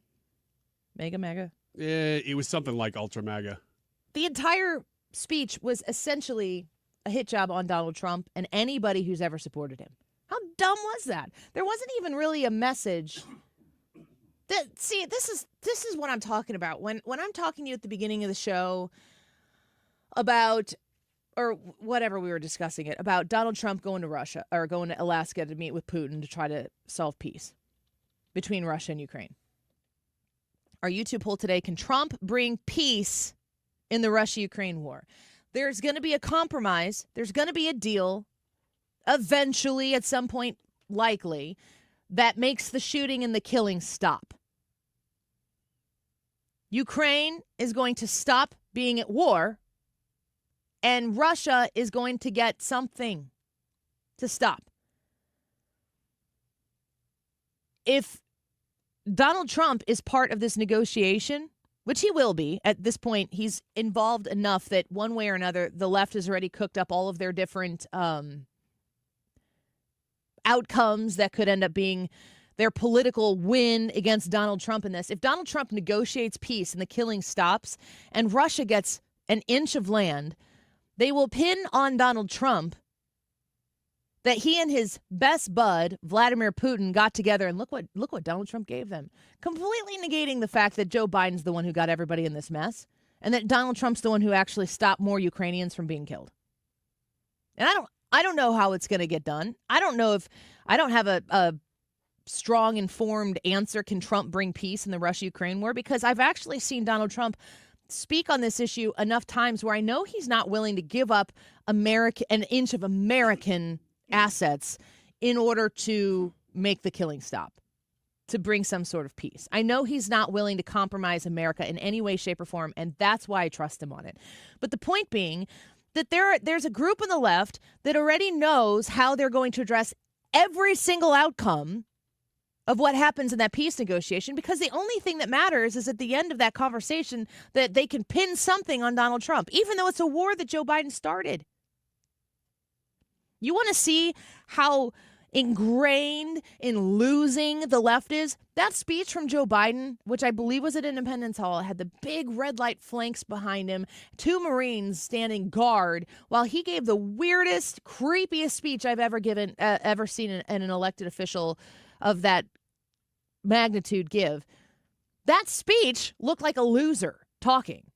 He was the president of the United States. You've got Joe Biden, who was elected the president of the United States, giving those types of speeches while he's the president. And you've got Donald Trump at a podium in the press briefing room saying Washington, D.C. is unsafe. Even you people sitting right here in the media who are mostly on the left, you know it's not safe. And I'm going to make it safe for you, for the people who support me, for the people who are detracted from me, for the people who want to visit their nation's capital.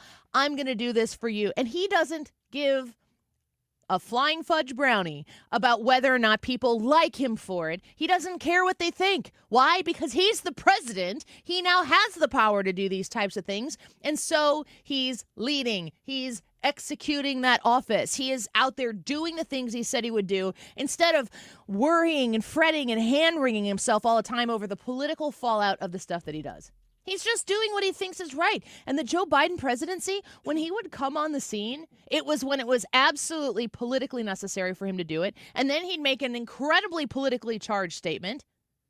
And then he'd go and retreat back to wherever he came from, his cocoon, while his minions would run the office of the presidency. That's what losing looks like. And if you actually felt like you won it, if you actually felt like you'd earned it, like you'd persuaded people to say, that's my guy, that's my candidate. If you have that kind of mandate, a true sense of feeling like you have that kind of mandate when you go into office, you do. You do things. You make stuff happen. If you don't feel like you've really earned it, then you continue to try to persuade. And that's what the Biden administration does. That's what Democrats do all the time. They only ever play politics.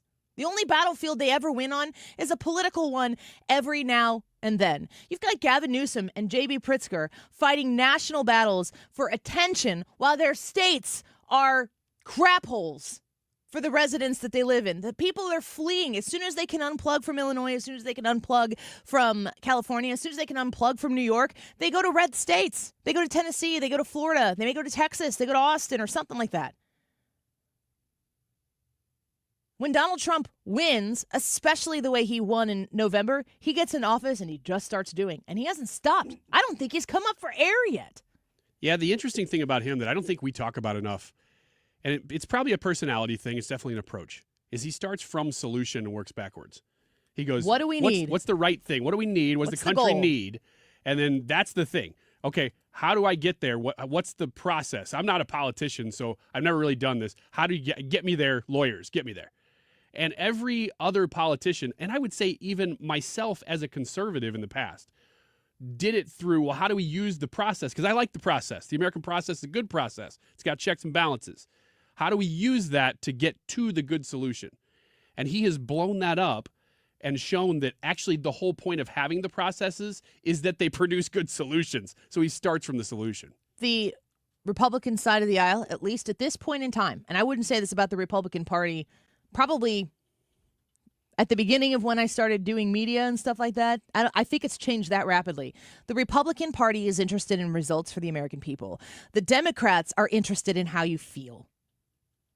The Democrats are interested in pushing you into a place where your emotional response takes over your senses, and then you then move into a place where you vote, you act, you protest because you feel.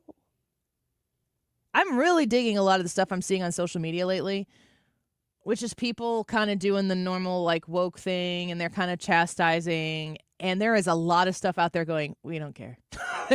Like, next.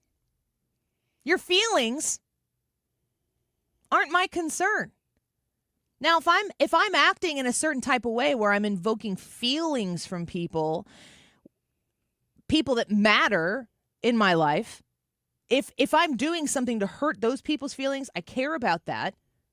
But if you're somebody out there who has a different perspective on the world, a different perspective on life, you hate the way I think about things, I don't spend my time being hurt by the way you feel about me. My feelings are not accessible to strangers who have a different perspective on life than I do. That doesn't make their perspective not valuable to the broad conversation, but you also don't have my perspective. And I'm thoughtful and educated in my perspective on the world. I think the things I think for a reason, not because anybody told me. I think those things because they're my principles. They're my values, and they come from a place, for me personally, higher than my earthly lived experience. So that's important to me. If you disagree with those things, you have every right and encouragement to do so. But I also don't care. Sorry. If you disagree with my lifestyle, do you care that I disagree with you? Does it hurt your feelings that I'm not out here just falling over myself in an emotional wreck where, this is going to sound like a comment about a certain group of people, like an LGBTQ thing, and it's really not. But the term ally has been appropriated by that community, like to say you're an ally. Listen, I did the story yesterday that there's with that Kentucky case, that gay marriage is going to be under review at the Supreme Court. I don't think that's going to end up happening. I don't think the actual virtue of gay marriage is going to be overturned in our country.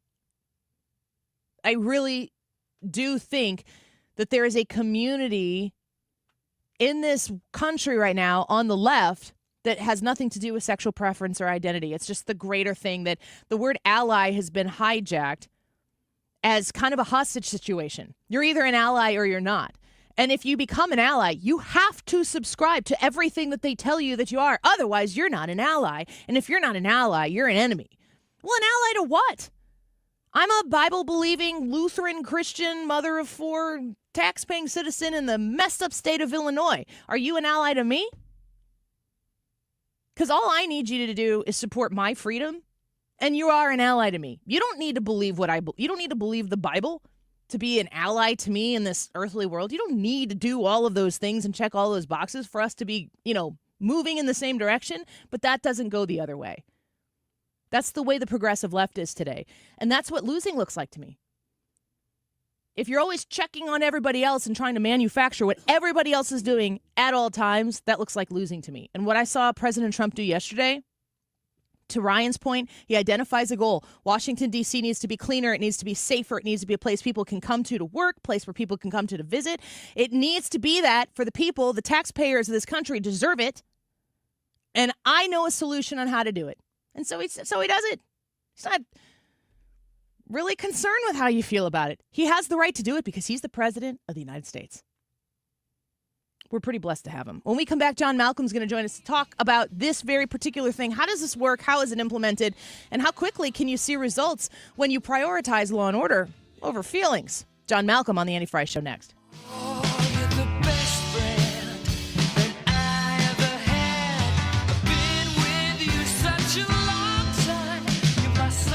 Infinite-vitality.com. Please consider doing what I did, doing what my husband did. I've heard from multiple of you who are asking questions about hormone replacement therapy, men and women alike. I'm 41, and it has changed my life. And I know that you're thinking right now, you're like, gosh, I've heard about this, but I don't know. I'm a little concerned about it. Just talk to them. Just go to Infinite Vitality, call them, 618-486-1888, or go visit them in Glen Carbon and talk to them.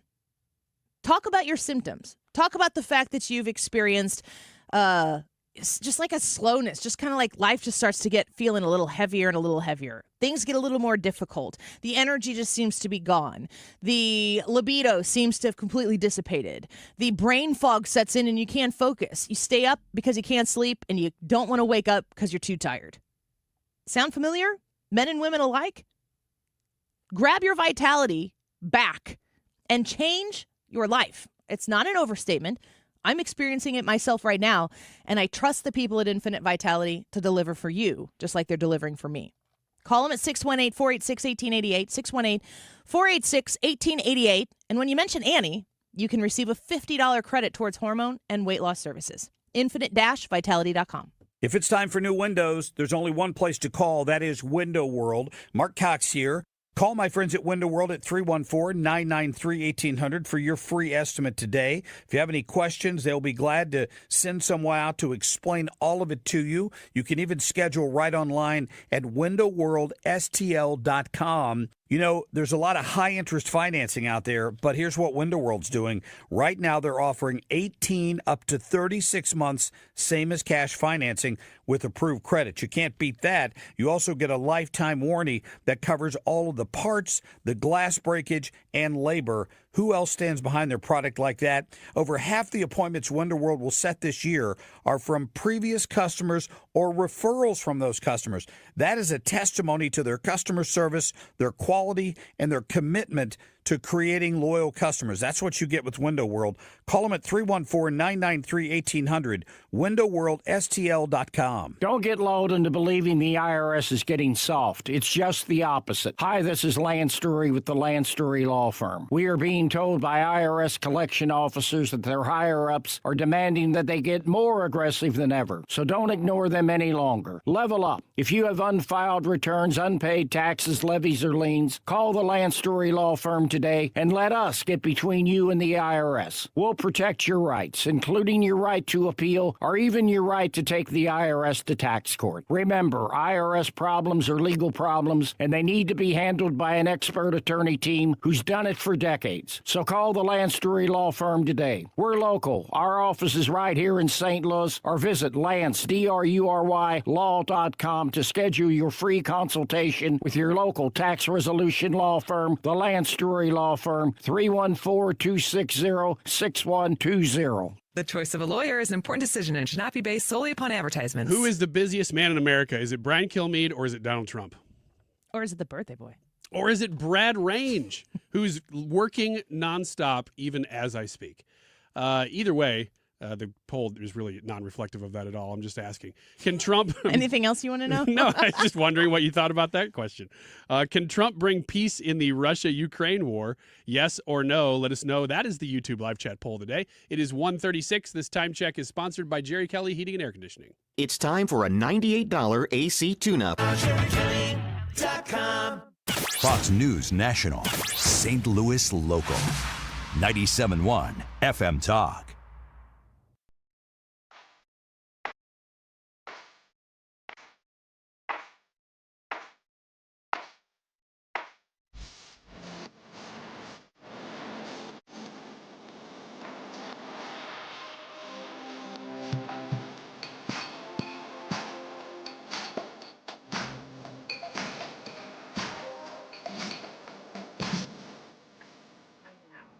Why now? Because, it may be down, but the question is always down from what?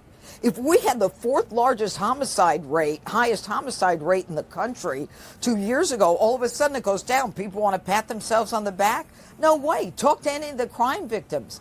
I was just at a college a couple weeks ago where I had photos of young kids who were victims of homicides, of shootings, and it happens over and over again. It's not okay because it's down from last year. It's bad. This is the nation's capital. This is a shining city on the hill. We're not going to tolerate it. People are afraid to come to this city. Credit where credit is due. First of all, that's U.S. Attorney Jeanine Pirro. I was watching or listening to Fox News earlier this morning, and Lisa Booth goes, listen, if I was 800 pounds and I lost 200 pounds and was 600 pounds, I'm not in the clear. And I thought, she's like, my life is still in jeopardy. And I thought, I understand that analogy. That makes it very clear. You listen to Jeanine Pirro there saying, down from what? Crime's down, but down from what? Let's talk to John Malcolm about it. Vice President of the Institute for Constitutional Government, Director of the Meese Center for Legal and Judicial Studies. John, thank you for being with us today. It's a pleasure to have you on the show.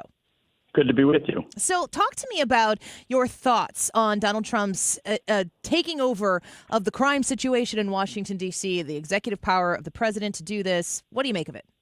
Well, as a D.C. resident, I'm happy he's doing it. The District of Columbia is a federal enclave, so it's very, very clear that he has authority to do that. And Judge Pirro is right. So let's put this in perspective. So last year, in 2011, there were 108 murders in Washington, D.C. In 2024, there were 187, so 79 more murders. Now, it's true, in 2023, we hit a 20-year high at 274 murders. So we went from 274 to 187, but it's still much higher than historic lows. Carjacking, same thing. In 2023, there were 959 carjackings. Carjackings are out of control in D.C. That was over twice as many carjackings as happened in 2022. Are they down a little bit in 2024 from 2023? Yes, they are. But they are still way over what any reasonable person should have to live with. I mean, there's crime in my area, and I live in a very nice area, not actually terribly far from former President Barack Obama. There are parts of Washington, D.C. that you just can't go into at any time of the day or night and feel safe. There were shootings around National Stadium. There are shootings around the Capitol. It's a very, very bad situation for a whole host of reasons. So one thing that, we're here in St. Louis, Missouri. We kind of have a be smart about where you go and when you go there here in this city, certainly. And the idea of law and order hasn't been a really strong principle here in our location. In Washington, D.C., the president spoke about this. I've heard a lot of anecdotes about it since yesterday when the president gave this press conference, is about how many minors are involved in this type of crime. Can you talk to us about that? Oh, yes, absolutely. These murders and carjackings, huge numbers of them are committed by minors. 70% of whom are armed when they commit these crimes. Are those legal guns? How'd they get those guns in Washington, D.C.? Of course they're. Well, I don't know how they got them, but they either stole them or they got them on the black market. They should make a law. They clearly are not entitled to have these cases. The D.C. U.S. Attorney's Office, before Judge Pirro got there, declined roughly 2/3 of the cases in which arrests were made. And out of those cases that got prosecuted, particularly gun cases, like 2% of people would get jail time. If you were a minor, you would always go to Superior Court, where your idea of getting jail time was practically non-existent. It was get out of jail free card. She has pledged to take some of these minors, and she should take every felon in possession case and try them in federal court, where the sentences are much harsher. So President Trump, you just made a reference to no-go zones in St. Louis, and we certainly have those in Washington, D.C. And that's great for somebody like me who can stay out of those areas, but you can't if you live there. And that is an intolerable situation for people who are just trying to be law-abiding citizens and send their kids out to school or to a park and feel as if they're safe, because they're not. And that is no way to live.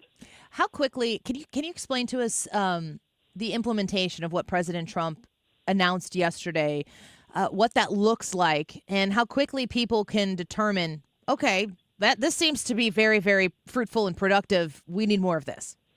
Well, we'll see what the arrests look like and where these cases are getting referred for prosecution. I mean, there are a lot of problems that the president can't really fix overnight. For instance, lax sentences by D.C. Superior Court judges, no cash bail policies that are in the process of being changed. There are 800. The Metropolitan Police Department, after being beat up and insulted by the D.C. City Council, is about 800 officers short. Now, what he's done is he's federalized those officers, and he's also put in 800 National Guardsmen. So he has, at least for the time being, brought the police force up to where it always should have been. We will see how long that lasts and whether this helps with recruiting for the MPD. But it's still a bad situation. These are just the first of many changes that need to take place. We're speaking with John Malcolm, the vice president of the Institute for Constitutional Government and the director of the Meese Center for Legal and Judicial Studies. It's pretty clear from the mayor, Bowser, there in D.C., as well as other people who have maybe discussed their disapproval of President Trump doing this, that he is completely within his rights to implement the measures he's implementing. Is there a timeline on that? Is it just for a temporary amount of time, or is there going to need to be more action in order to perpetuate it? He has not set a timeline, nor does he have to. Again, this is a federal enclave. We have what's known as home rules. The D.C. Council can pass laws, but Congress can veto them. They have complete control over this. And in fact, a couple of years ago, the D.C. City Council passed a crime control bill, which was a complete wrong way of phrasing that because it was a get-out-of-jail-free bill. It was going to reduce penalties dramatically, cut police budgets. Congress usually lets these bills pass.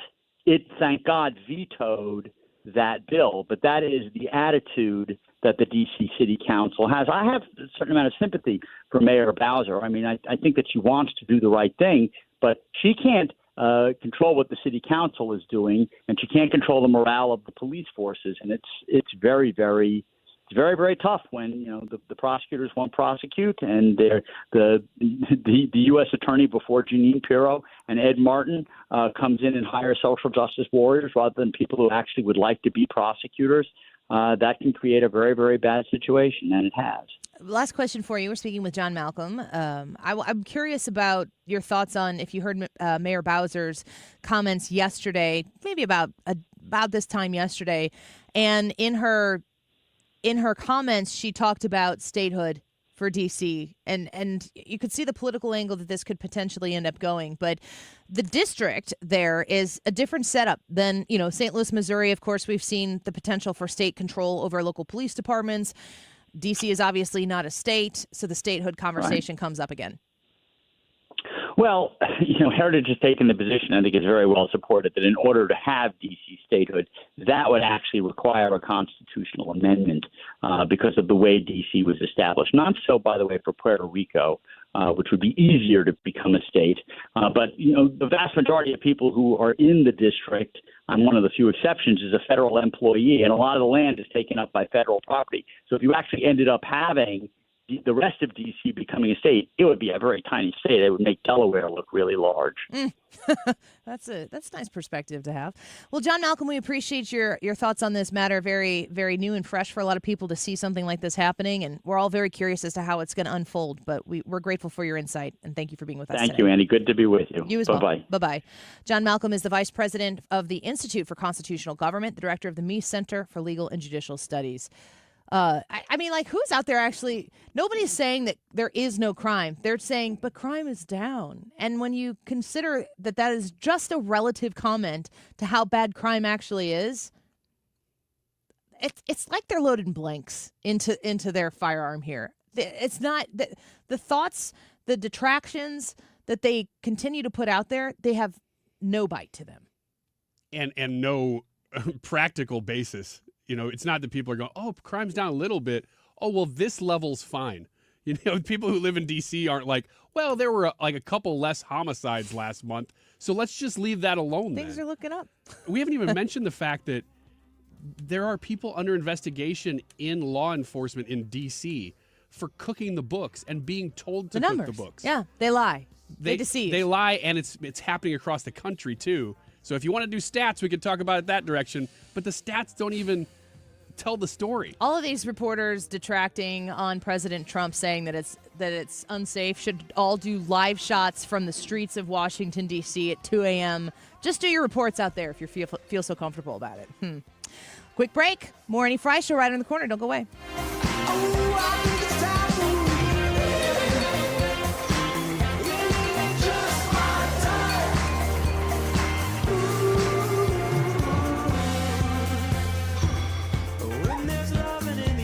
STS-armory.com. If you are looking to protect yourself, remember, law enforcement is going to hurry to you in the time of danger and an emergency, but there is a window of time where it's going to be on you to protect yourself. And in the state of Illinois, they don't make it as easy as a lot of these other states.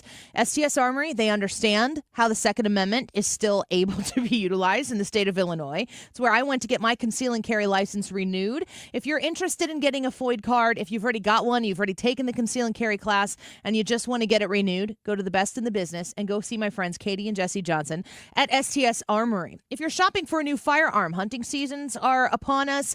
I want to make sure that you understand. You can go in there, you can tell them exactly what it is that you're looking for. If they don't have it in stock, they can help get it for you. They are top to bottom, the very best in the business, with a brand new location there in Pontoon Beach, Illinois. You can find them online and shop the inventory that they have, learn about their classes, learn about Katie and Jesse, and see the location by visiting sts-armory.com. Bold, unapologetic, unfiltered. The Mark Cox Morning Show is covering the issues that matter to you. From borders to school boards, Mark Cox is St. Louis conservative. Imagine this, a summer evening, relaxing under a beautiful porch overhang, hosting your friends on a composite deck, or enjoying a bug-free breeze in a screened room. That sounds dreamy, right? Hi, it's Kim, and that dream can be your reality with Lakeside Renovation and Design, because they specialize in creating outdoor spaces that make your backyard the go-to spot for family and friends. And with their attention to detail and the high-quality materials they use, you'll have a space that lasts for years. Visit lakesideRD.com today to get started on your outdoor oasis. Insurance companies often have a basic strategy: delay, deny, defend. Some try to grind you down, but they have another tremendous weapon, a software called Colossus. They know which attorneys are great and which are not so great.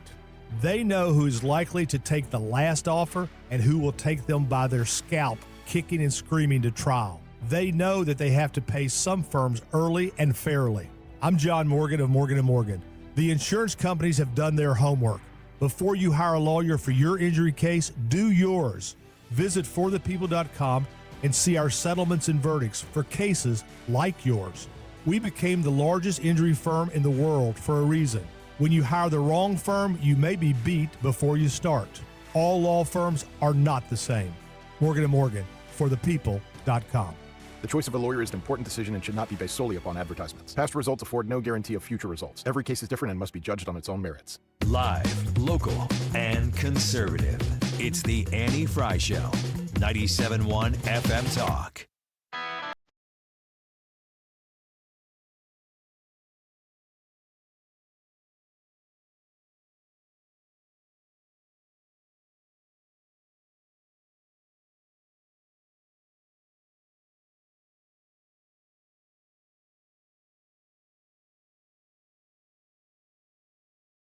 Is this Luke Bryan? No. Randy Hauser? This is the kind of bro country that I just can't like this. I think that this is what country sounds like to people who don't like country. Yes.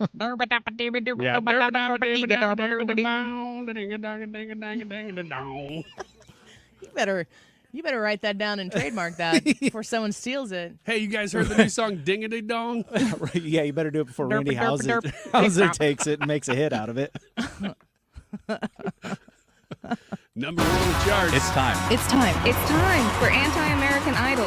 For Anti-American Idol. It's pretty exciting because we haven't had one of these for a while. I was starting to wonder if everybody is okay.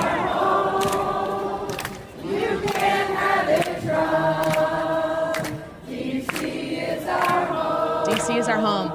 You can have it, Trump. You can't have it, Trump. D.C. is our home. You can have it, Trump. It's our home, so it's our home. So get on out. So get out now? Ah, a nice anti-Trump anthem set to the tune of a Christian hymn. Yeah.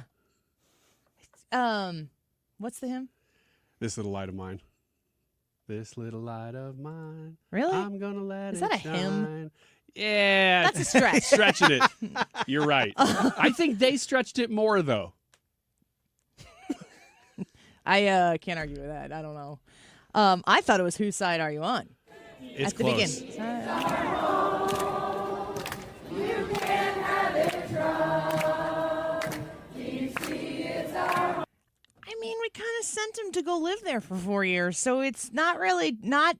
It is your home, but it's not his. Yeah, I don't know. It's not. He's not taking their homes, though. He's making them safer to live in their homes. I'm not sure I follow the logic. It's funny. Donald Trump goes to Washington, D.C., says, I'm going to make D.C. safe again. After he decides to make D.C. safe again, all the liberals are like, we feel unsafe, so leave. Yeah, go live in the country. I got another song. Let us have it. Do you? Gonna keep on moving forward. This is the remix. Yeah, this is the remix. Keep on moving forward. Never turning back. Oh my gosh. Never turning back. Why are we running on a beach now? Okay, turn it off. Turn it off. Oh, this is beautiful. Turn it off. This is not beautiful. It's Trump a is lot not a of king. things. This is even before No Kings. This guy made it up. Is this make them feel better? Yeah. Yeah, I think that's what it is. I think that's all it is. My biggest fear in life, as somebody who is not an excellent singer, but maybe average to above average, can carry a tune. My absolute worst fear in life is performing like that and not realizing how bad I am. Would you be more scared of it if you found out that I had turned it into dubstep? Only if you. I'd be less scared as long as you auto-tune. Oh, which side are you on? Which side are you on? I'm on the opposite side of this. Which side are you on? Which side are you on? Wait. We'll fight again. Ooh, just a little higher, lady. We'll fight Elon Musk. No Elon's kept within our walls. We'll fight from dawn to dusk. Oh, which side are you on? You think it's over. Which side are For them, it's over. Wait a minute. Which side are you on? Ooh, major shift. Which side are you on? Trump's coming for our union. Oh, hell. He wants us all to fail.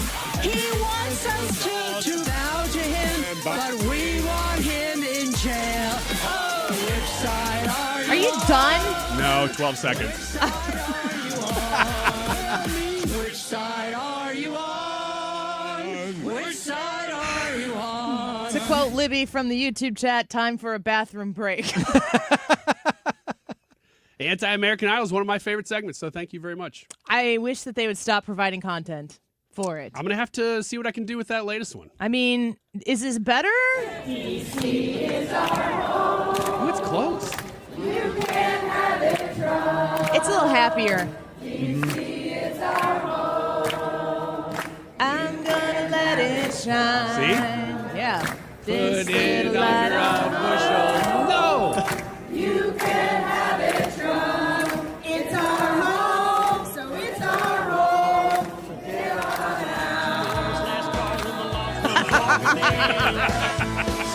Hi, I'm Bob Kershaw with Retirement Advisor Group. Are you worried about market volatility? Randy, Are you how's it? concerned your money won't last you through retirement? Hi, I'm Tammy Kershaw, and as a family-owned business, we are committed to protecting your retirement, whether you're nearing retirement or already retired. We have a lot of folks that aren't aware of all the new investment choices that are available, which give you growth and protection from losses at the same time. Are you aware of all the fees that you are currently paying? We can show you how to avoid those fees. So come in now for your free retirement review and get a second opinion on your retirement plan. And just for coming in, you'll get a copy of our latest edition book, Your Key to a Worry-Free Retirement. Let us show you how to retire with confidence. We are proud to say we haven't lost a penny of our clients' money in 39 years, and we won't lose a penny of yours either. Let our family help your family. Call us now at 314-993-9494 or go online to retirementkey.com. That's retirementkey.com. Save money on your grocery bill at Ruler Foods.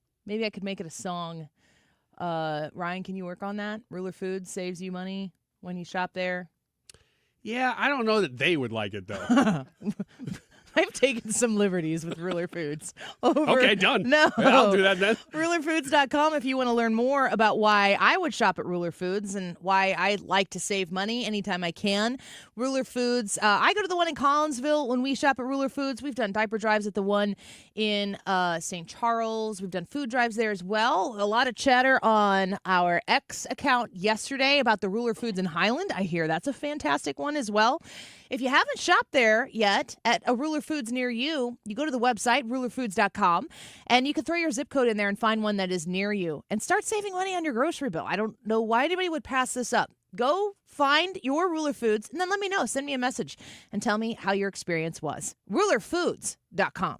Big news for gun owners. Mark Cox here for the Range St. Louis West. You know, the big, beautiful bill eliminates the $200 tax stamp on suppressors next January, but the Range is celebrating right now. They're holding a sweepstakes for a new suppressor at the Range. The Range will give you a $300 credit toward the new suppressor, and they'll pay for the tax stamp. Suppressors protect your hearing, and they improve your accuracy. Sign up to win at therangestl.com/971 before August 15th.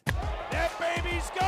Cardinals fans, FanDuel Sports Network is your home of the Cardinals. That ball was mashed. And there are more ways to watch this season. Holy cow! Subscribe directly to FanDuel Sports Network to stream the Cardinals without blackouts. How about that play? Or watch through a TV provider. Incredible. Including DirecTV, Spectrum, Xfinity, Fubo, and more. He got it! Learn more at cardinals.com/TV. Ball game! It couldn't have worked out any better for the Cardinals. KFTK FM Florissant from the Kaufman Townsley St. Louis's Injury Lawyers Studio. Call 314-500-5000. That's 314-500-5000. All on the free Odyssey app. Fighting crime in D.C. I'm Chris Foster, Fox News. National Guard troops are starting to be deployed as the Trump administration starts a temporary takeover of the Washington, D.C. Police Department. White House spokeswoman Caroline Leavitt. Within these 30 days, our entire focus is making sure that this is the most efficient operation possible and that we are removing as many criminals from the streets and we are cleaning up D.C. as best as we can. Mayor Muriel Bowser and Police Chief Pamela Smith are pledging cooperation, also noting crime rates are down in D.C. Leavitt describes Friday's meeting with Russia's President Putin in Alaska as a listening session for President Trump. Ukraine's President Zelensky today says Putin wants Ukraine to withdraw from the remaining 30% of the Donetsk region that it controls as part of a ceasefire deal, and Zelensky says no to that. That meeting's in Anchorage. There are evacuations now ordered in parts of Juneau due to flooding expected from water that was dammed by a glacier that is now escaping. A man who fired hundreds of shots at Centers for Disease Control and Prevention headquarters, killing a police officer, killed himself, it's confirmed, and had blamed health problems on the COVID-19 vaccine. In an exclusive interview with Fox News, HHS Secretary Robert F. Kennedy Jr. repeated some of his controversial views on vaccines, but offered his support for CDC employees in the wake of Friday's attack. To reassure the CDC staff that they're safe, that they're supported, that they have the broader agency behind them, and that we're going to do everything we can to assure their safety. Secretary Kennedy also met with family and colleagues of DeKalb County police officer David Rose, who died while responding to the active shooter incident at the CDC. In Atlanta, Jonathan Seri, Fox News. The Dow's up 442 points, with investors betting on an interest rate cut next month based on a new consumer inflation report showing flat annual inflation. America's listening to Fox News. You want to see basketball played the way it's supposed to be? Tune in to Ice Cube's Big 3 this summer. Watch stars like Dwight Howard, Kemba Walker, Joe Johnson, Michael Beasley, and many more, along with Hall of Fame coaches. Experience the fast pace and physical play and fun action that defines the game. You know what it is. It's the Big 3. Catch the best professional 3-on-3 players in the world live every weekend on CBS and Vice. Yay, yay! Let's go! You're still glowing, flirting, grooving. You still got it. But your immune system weakens as you age, making it harder to fight flu, pneumococcal pneumonia, RSV, and COVID-19. Vaccines are a key part of any health routine and help strengthen your immune response. Ask your doctor or pharmacist which vaccines you need. Schedule in minutes at vaxassist.com. Sponsored by Pfizer. Air Comfort Service, heating, cooling, and insulation, weather. Run-of-the-mill mid-August weather across St. Louis. It's not too hot and it's not too humid. It's summer, but it's nothing extreme. Partly sunny skies, 92 today. Let's keep an eye out for a couple of scattered thunderstorms. 73 for the overnight low tonight. Wednesday, partly sunny, couple of storms, 90. 92 on Thursday, but upper 90s are back the end of the week. This is 97.1 FM Talk. Chief Meteorologist Dave Murray. You're listening to the Annie Fry Show live, sponsored by Air Comfort Service Heating, Cooling, and Insulation. Time to schedule your air conditioner service. Get not just your AC, but your entire HVAC system checked for $19 a month with the preferred partner plan and stay cool this summer. Visit aircomfortservice.com. Annie Fry, Ryan Wiggins, Brad Rain. That's us. That's right. Gotta love this American ride. What do you want from me? I'm not America's sweetheart. For goodness sake, kid. Keep your voice down. Your father's listening to the radio. I'm not America's sweetheart. This is the Annie Fry Show on 97.1 FM Talk. Ryan, what did you think about that? Ryan? Where is Ryan? Oh, there he is. Welcome back to your show, Ryan Wiggins. Hi. Hey, bud. Where'd you go? Hey, this is Wiggins America. Thanks for being here. Take Saturday it from here. Morning. Oh, shoot. I'm sorry. I forgot what time it was. How's the the show were going? you having another bathroom situation? No, I was not. I thought you were going to say, were you having a beer? The answer is no. I'm having a sugar-free zero Pepsi. What'd you eat for lunch today? I had cheese sticks from Papa John's. Cheese sticks. That was your lunch? It was like a full pizza almost. Did you eat all of them? No, I ate probably 90% of them, though. Did you leave one behind so that when I asked you that question, you could be like, no, I didn't eat the whole thing? No, I didn't do it for that reason. I just got a little bit full. I could have kept eating.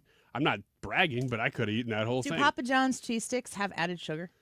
They probably do in the sauce, but I'm deliberately not checking so that So you can keep saying that you're not doing it. Yeah, so I don't even know if that does, but it might, but I don't know.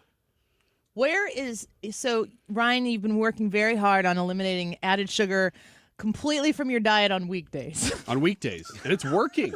It's working. I'm losing some inches here. Where from? From my belly, mostly. Not anywhere else, I can tell you that. And maybe from my neck. I don't know, though. That's hard to tell. What?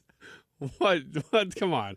It wasn't that funny. I can tell you that. It wasn't that funny because it's true. No, it's just so weird that you say it out loud.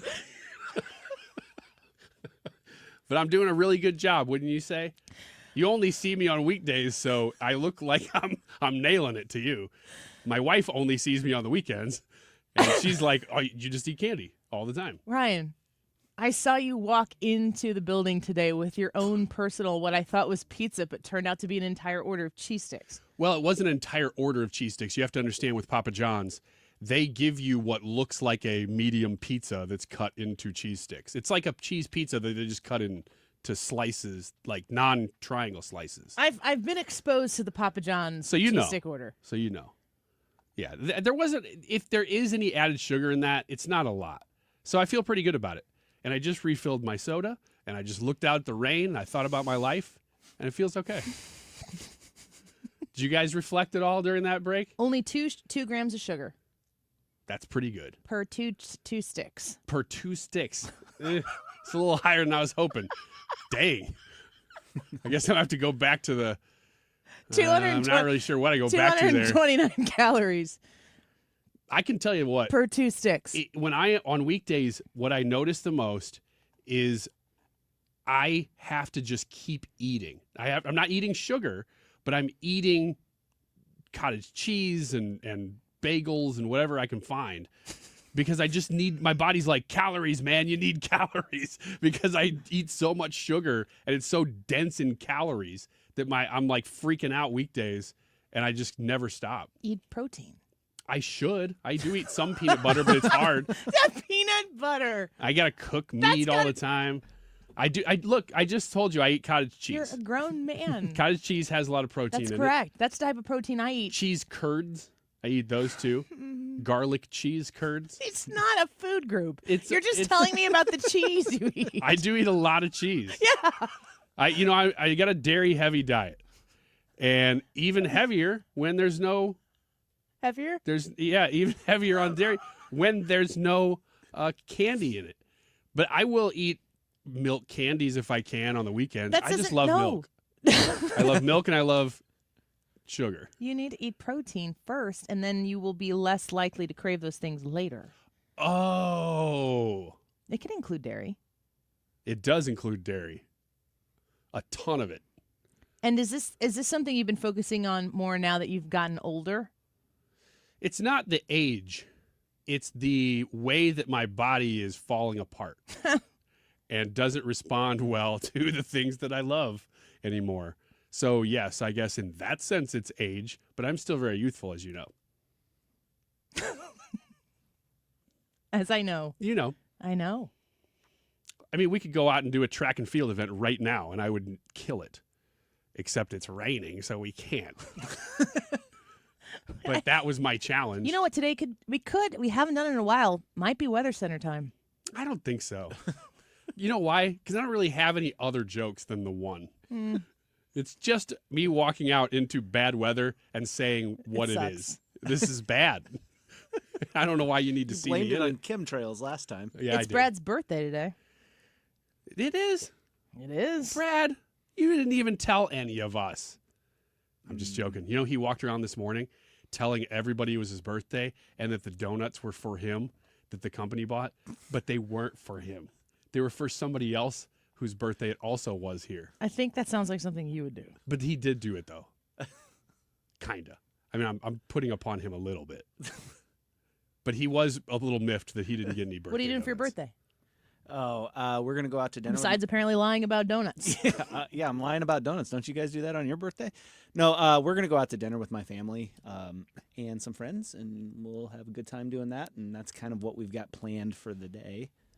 Don't have a whole lot more than that. Are there expectations? How old are you? 42. You remember back when you were 42, Ryan? It's not hard. I'm 43. That's not true. What age for you, either of you, what age for you was like, this is a different ballgame? Either physically or just like emotionally, mentally. Now my person is attached with this number. Was there a specific age that you reached where you were like, I need to sit down for this? I would say it was while I was on the show. It was probably either 39 or 40. When I was 38 or 39, whichever it was, crossing over, I remember distinctly before that, I could not hit a 90-mile-an-hour fastball. But then I hit 40 or 39. It's so hard to do and this show with boom. you. It's so hard to do my job with you. I peaked I am late. supposed to. Yeah, let me know when it happens, bud. Yeah, right. You're right. I haven't peaked yet. That's what you just said. Yes. I'm trying to facilitate interesting conversation by asking compelling questions. Why don't you answer that question first, and then I'll see if I agree. How about we ask the birthday boy? Okay. I would say it would when I turned 40. It's whenever I was like, oh man, that's a big number. That's like halfway there. Is kind of how I Halfway felt. where? There, the Death? finish line. Yeah, 80? 80ish. Yeah. I mean, what is the I average? plan on outliving 80. Well, Me too. You should. I don't. What do you plan on living to? 79? I don't know. What age do you plan on living to? And once you say it, you're stuck with it. 95 at least. Okay. That's the way my grandma Schumacher lived to be 90. I said her last name. To live to be 95, and she died in September of 2020. And at 95 years old, in the year 2020, she had a heart attack, put her in the hospital. She kind of recovered from it a little bit, was supposed to go home. I'm not even joking, within hours. And she had another heart attack in the hospital. But like, as tough as that was to lose her that way, to live 95 years, and in the year 2020, when people were suffering in a lot of really sad, tragic ways, I just think to myself, like, she lived such a full life, and she got to live her whole life. She didn't spend the last year or years, decades, some people, if they have like dementia and stuff like that. I just told this story recently, but she said to me, in the last year of her life, she said to me at one point, she's like, I think I'd like to live to be 100. I think that would be neat. And so she had every intention of doing that as well. But God called her home. So I expect to see my 90s. How old do you guys expect to be? Because I'm factoring in technological advances. Robots? 129. 129. And there's a real reason for that number, because I am now a third of the way through my life then. And I like to think that way. Brad is a glass half empty kind of guy. Oh, yeah? Yeah, because he thinks he's halfway through.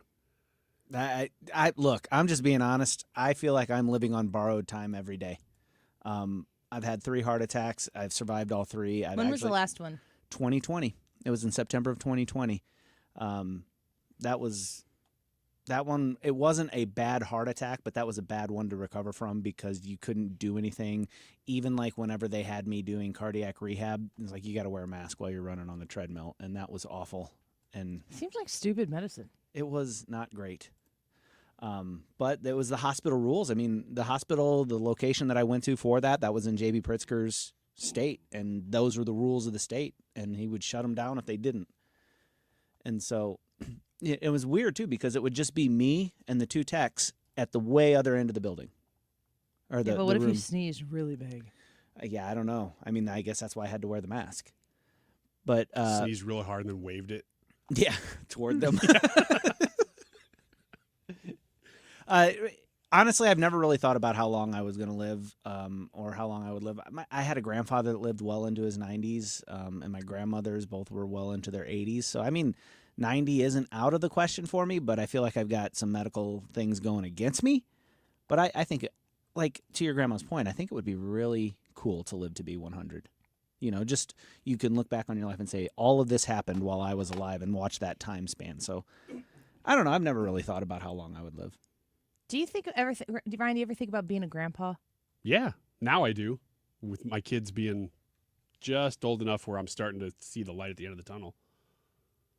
You're getting to, so your youngest is 8. So there's that point where, as a parent, you shift out of like the little kid stuff, the little kid stuff, and then you start spending your time with these people. They're not little kids, they're people. And it's interesting to me. I've thought about this a lot lately. We've talked a lot about, I want to build a home. What an adventure this process is to try to figure out how to get the ball rolling. I'm trying to find a builder, architect, like all of this stuff. If you have recommendations, please send them my way. But it's just kind of crazy to because that's a forward-thinking endeavor. That requires me and my husband together to think about the rest of our life. And I've talked before about wanting to downsize our house and to have like the smallest house possible, because our kids, we have a family of 6. We have 2 dogs. Our house is bonkers crazy all of the time. It's like a frenetic energy that just never, ever stops. It's crazy. And I think to myself regularly, if a stranger walked in here, they'd be like, this is too much for me. I'm out. And when I think about building a home in the future, I think it's going to be smaller, it's going to be quieter, but then you start thinking about grandkids. And this is something that I posted something on the Annie Fry Show Facebook page, commented about how they initially thought that they wanted to downsize for their retirement, but then they realized that with the family coming back, you hope that the family will come back over time, that they actually almost needed more space. It just has to be really smart. the way you lay it out. I think about right now. I'm in a phase of life, and I think we all are because we're all pretty much the same age. That you're always thinking about what's next. You're always trying to prepare for what's next. You're trying to prepare for retirement. If you're basically not retired, you are thinking in some way, shape, or form as a working person. You're preparing for retirement, and then what happens after that.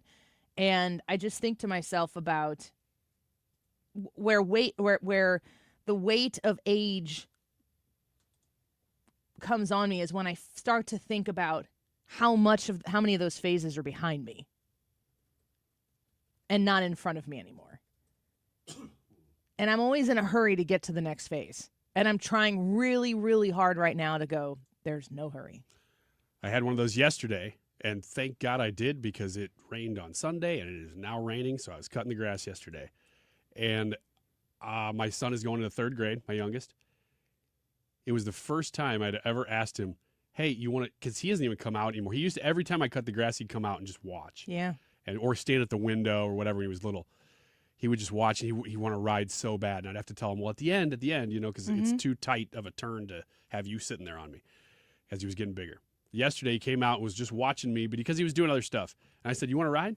And he was like, no. I was like, oh, no, really? Yeah. This is the first time he's ever said no.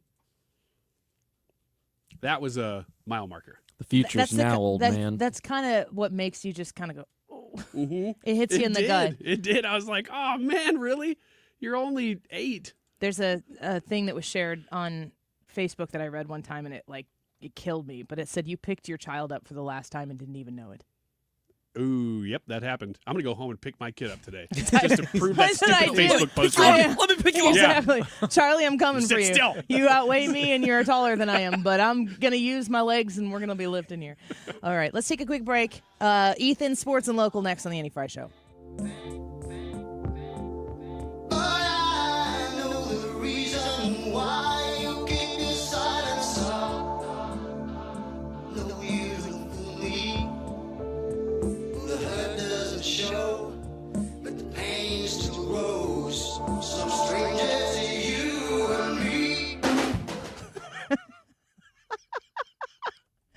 Those air drums, Ryan. I can play air drums decently. I'm not the best. It's but pretty average. Yeah, I'm average at that. My favorite part about that song is those drums are in memes all over the internet where it's just they're videos of people and then they crash into something, but the crash sound is dubbed over with the Phil Collins hitting drum a bunch riff. of trash cans on your bike. Oh, man. Let me talk to you about Tammy Dittamore. Let me talk to you about the great sense in connecting with the Dittamore Group for your next real estate transaction. 618-531-4652. 618-531-4652. Tammy Dittamore, Zach, Pat, Abby, and Trisha. These are expert level real estate. It's a team that you are going to connect to, and you're just going to be very, very grateful that you put yourself in their hands because they understand the market. They've got 50-plus years of experience. They're the number one team in the number one office in the Metro East. And you get to take all of the assets of having this wonderful team at your service here and put them in the position to sell your house for top dollar, to help you find exactly that house on the market that you've been looking for, and make sure you're not overpaying for it. They understand the market. They understand the situation in this kind of crazy real estate situation we're in right now. And all they are is a phone call away. 618-531-4652. 618-531-4652.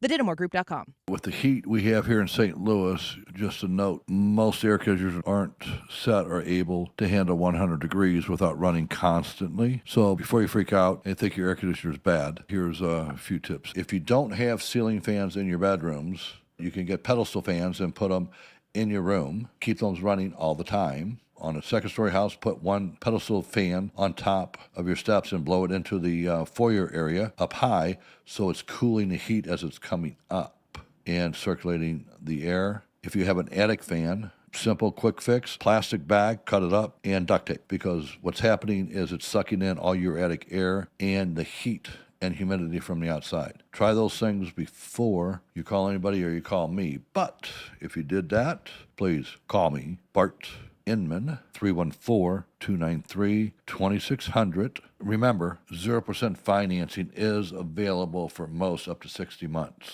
God bless. Viking, dedicated to creating travel experiences for the thinking person, with programs designed for cultural enrichment on board and on shore. Discover more at Viking.com.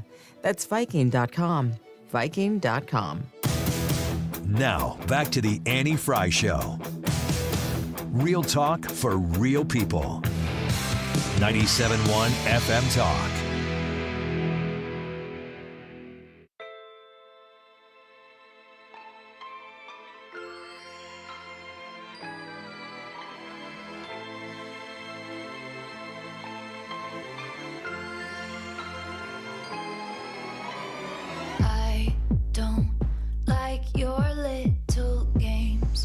All right, it's time for Ethan Sports and Local. We're going to do X's and Y's in the next segment, so in about 10 minutes from now. So if you have questions for boys or girls, Ryan will give his best answer for them in about 10 minutes from now, and then we'll answer them for real for the rest of us. But before we get to that, Ethan, it's your turn. Ethan, Hold up. Check it out. Complete your Book It star sheet for a free personal pan pizza. It's not even an intro. I know. That one's really out there. What? That one's really out there. But it is a great reminder, though. Book it. If you're in 1987. Oh, excuse me. That well into the 90s. Does that still happen now? That's over, right?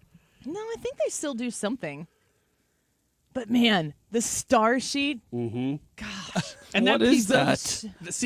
See? Oh, you don't know about That- Book It? that I've pizza. never heard of it. You read books, you kept track of them, you get a star on your Book It sheet, and you'd take it to Pizza Hut and get a personal pan pizza. No, I do know about that. I know about that life because we did that first few Delish. grades. What? So complete your star sheet at what? Yeah, here, I'll play it again. Okay, thank Again, you. this Thank is you. the every Appreciate day. it. We same- do same this. Complete your Book It star sheet for a free personal pan pizza. I can't believe Big Voice Guy still answers your emails. He is getting a little dicey about it. I think that I've pushed him even too far. What does he say now? Is He, like, he uh-uh. said in the recording of that last batch, "This is my life now." I should just use that one. That's probably tomorrow's. Oh, man. What a lucky guy to get paid to do that stuff, though. Yeah. Complete your Book It star sheet for a free personal pan We veered pizza. from having things that are even titles. No. Hey. We have not done anything here, Ryan. We're all on the same good No. ship lollipop Annie Fry show. Walk the plank, buddy. You're right. That one This was is not out a there. we. It is a we, W-I-I. It's so unfair that I have to talk after this. Okay, all right. Well, college football just a couple of weeks away, and the first preseason rankings came out, and guess who is in the top 12 in the country? The Illinois Fighting Illini. I was going to say that. ILL, folks. I was I'm going to excited guess about Kansas State. Kansas State is 17th overall. Ah, You would literally, it's right here, Ryan. You I could can have see looked. it. I can see it. Unbelievable. Notre Dame ranked 6th, Annie, that for you. And Mizzou, not in the top 25, but just outside of it. They did receive, they did get some receiving votes. So they're, it. You a Mizzou fan? me? Yeah. No. I kind of just like, I'm like, I hope they win. I hope Illinois wins, you know? Hope all the local-ish What teams have office are some you fun. running for right now? I'm Gavin Newsom. I'm literally Gavin Newsom. You're Say rooting whatever for you think UCLA. people need to hear. No, I pull for the Crimson Tide of Alabama. That's who I pull for. Is my team on there? Pepperdine. No. Can't say they are. They never are. You probably only like that because it sounds close to pepperoni. Yeah. So what if he does, Ethan? You got a problem? Yeah, I was insulting him. Yeah, No, I've you heard. weren't. I hear my husband talking to my son about getting the Notre Dame stuff, and he mentioned that Illinois was. Is that the coaches poll or the AP poll? This is the AP poll. All right, I'm excited about it. Illinois has been quietly competitive for a while. Nobody really has expectations. It's just like, oh hey. And when you start getting expectations, usually that's when stuff falls apart. They are at number 12. You know, if they were to finish at the top 12, that would be good enough for them to make the college football playoff this year. So, we'll see what happens. And speaking of Notre Dame, I was in an elevator the other day with their starting running back, who's a St. Louis native, Jeremiah Love. All right. Is he still there? Did he? Yeah, he's still there. Yeah, that's so cool. He went to Vianney, I think, one of the local schools here anyway. But he's an All-American. You started humming Aerosmith. Loving an elevator. Thank you for explaining. Yeah, I didn't. I would have been lost. Okay, all right. Switching to some more serious news, there have been some. Russell on YouTube said, "Did Pritzker gerrymander the college poll to get Illinois in?" That's a good one. That's a good one. So what if he did? Russell, don't rain on my parade. He didn't do it mid-decade. Yeah, he did it at the right time. Anywho.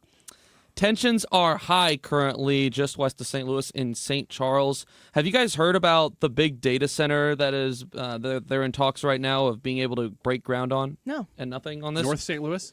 This is in St. Charles. Oh, St. Charles. So right now there is a project going on in St. Charles called Project Cumulus, where they are trying to an unknown, I guess, to the public big company is trying to break ground on a huge data center, 440-acre site, an open house for residents to share their concerns and ask questions is on Thursday, so just a couple of days away. Like I said, known only as Project Cumulus, has been referenced in St. Charles city documents for at least a couple of months now. And residents are going to have the opportunity to share their concerns, especially farmers, because there's a bunch of farmland out in that area just beyond the heart of St. Charles. And some people are concerned about what it could do potentially to the groundwater. It's near an already polluted groundwater well field.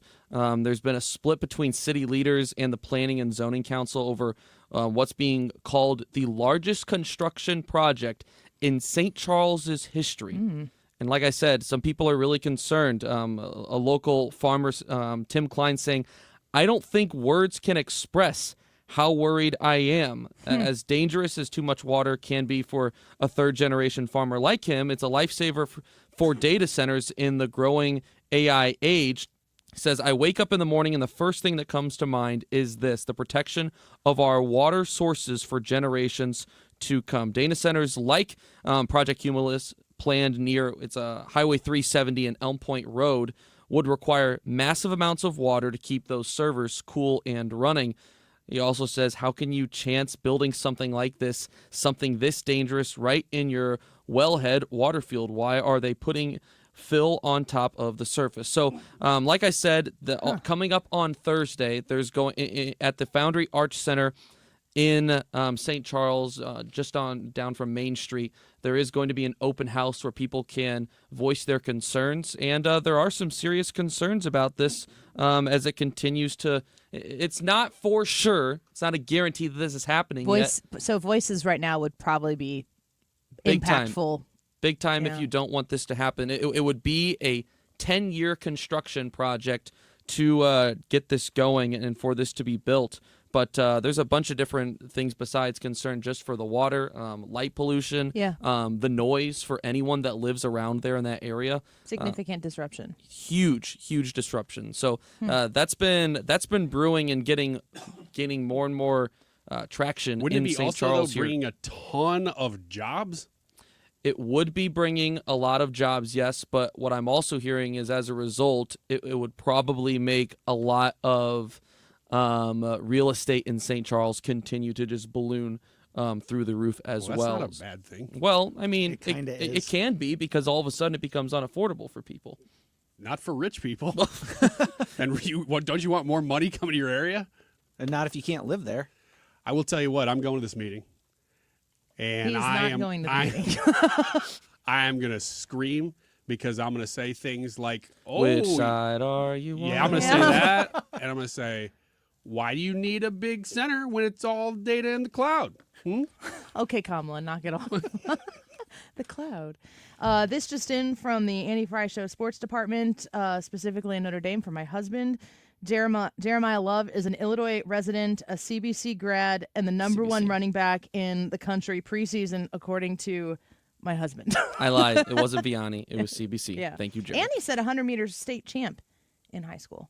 So Sounds like he knows a being thing or able two to about win Notre Dame a football. 100-meter race help you as a running back? I don't. I mean, having the speed definitely, I would say, falls I in wanted your Ryan's advantage, to your analysis, advantage. honestly. Oh, gotcha. Ryan, I any heard thoughts? him on a podcast yesterday, and he was talking about This is a lie. being in an elevator with you. All right, let's take a quick break. When we come back, X's and Y's. We're going to ask some questions across the genders. And by genders, we mean two, of course. Here on the Annie Fry Show, Trisha's going to join us, and we're going to ask boys questions from girls and girls questions from boys. If you'd like to add a question to our conversation, go to the Annie Fry YouTube channel, leave a comment, and also, while you're there, vote in the YouTube live chat poll. Can Trump bring peace in the Russia-Ukraine war? Yes or no? Let us know. We'll be right back with X's and Y's next. Names and yours is in red underlined. I check it once, then I check it twice. Oh, look what you made me do. Home Shield Foundation Repair. If you are thinking about finally fixing that uneven, unlevel concrete, you need to call Home Shield Foundation Repair and have the discussion with them about how they can actually solve this problem for you. Yes, in fact, in a cost-effective way. The number to call, and mention Annie when you do, 314-227-9636. 314-227-9636. You call Matt Hayes, the owner of this family-owned and operated local business at Home Shield Foundation Repair, and you talk to them about what you got going on. They're going to come out and they're going to visit you. They're going to look at your home, at your business, and say, okay, this is what we can do for you. And then you're going to be able to make a decision. Yeah, okay, I think I'll hire them out. So it's up to you. The power is still in your hands. You have them come out, you assess the situation, and then you proceed with facts and information so you can make a confident decision. Polyjacking is a system they use. It's a polyurethane foam injected under concrete, raises it up, and it comes with a 5-year warranty. Give them a call, 314-227-9636, HomeshieldFoundationRepairs.com. We know there's a lot that can go on during one night of baseball. Long home runs, epic pitching performances, catches that defy space, time, and gravity. Climbing the wall. Did he catch it? He did! But what if you could get all of that summarized in a quick, concise, and at least we think, funny podcast that's under 10 minutes? Check out MLB.com's Morning Lineup. It runs Monday through Friday mornings on Spotify, Apple, or wherever you love listening most. Don't get lulled into believing the IRS is getting soft. It's just the opposite. Hi, this is Lance Story with the Lance Story Law Firm. We are being told by IRS collection officers that their higher-ups are demanding that they get more aggressive than ever. So don't ignore them any longer. Level up. If you have unfiled returns, unpaid taxes, levies, or liens, call the Lance Story Law Firm today and let us get between you and the IRS. We'll protect your rights, including your right to appeal or even your right to take the IRS to tax court. Remember, IRS problems are legal problems, and they need to be handled by an expert attorney team who's done it for decades. So call the Lance Story Law Firm today. We're local. Our office is right here in St. Louis, or visit Lance, DRURY, law.com to schedule your free consultation with your local tax resolution law firm, the Lance Story Law Firm, 314-260-6120. The choice of a lawyer is an important decision and should not be based solely upon advertisements. You've been listening to Murphin's Blurfs on the Annie Fry Show. Coming up next, it is X's and Y's. The YouTube live chat poll today: can Trump bring peace in the Russia-Ukraine war? Yes or no? Let us know what you think, and we'll give the results here shortly. 2:35. This time check is sponsored by Jerry Kelly Heating and Air Conditioning. It's time for a $98 AC tune-up. 97.1 FM Talk, St. Louis Conservative.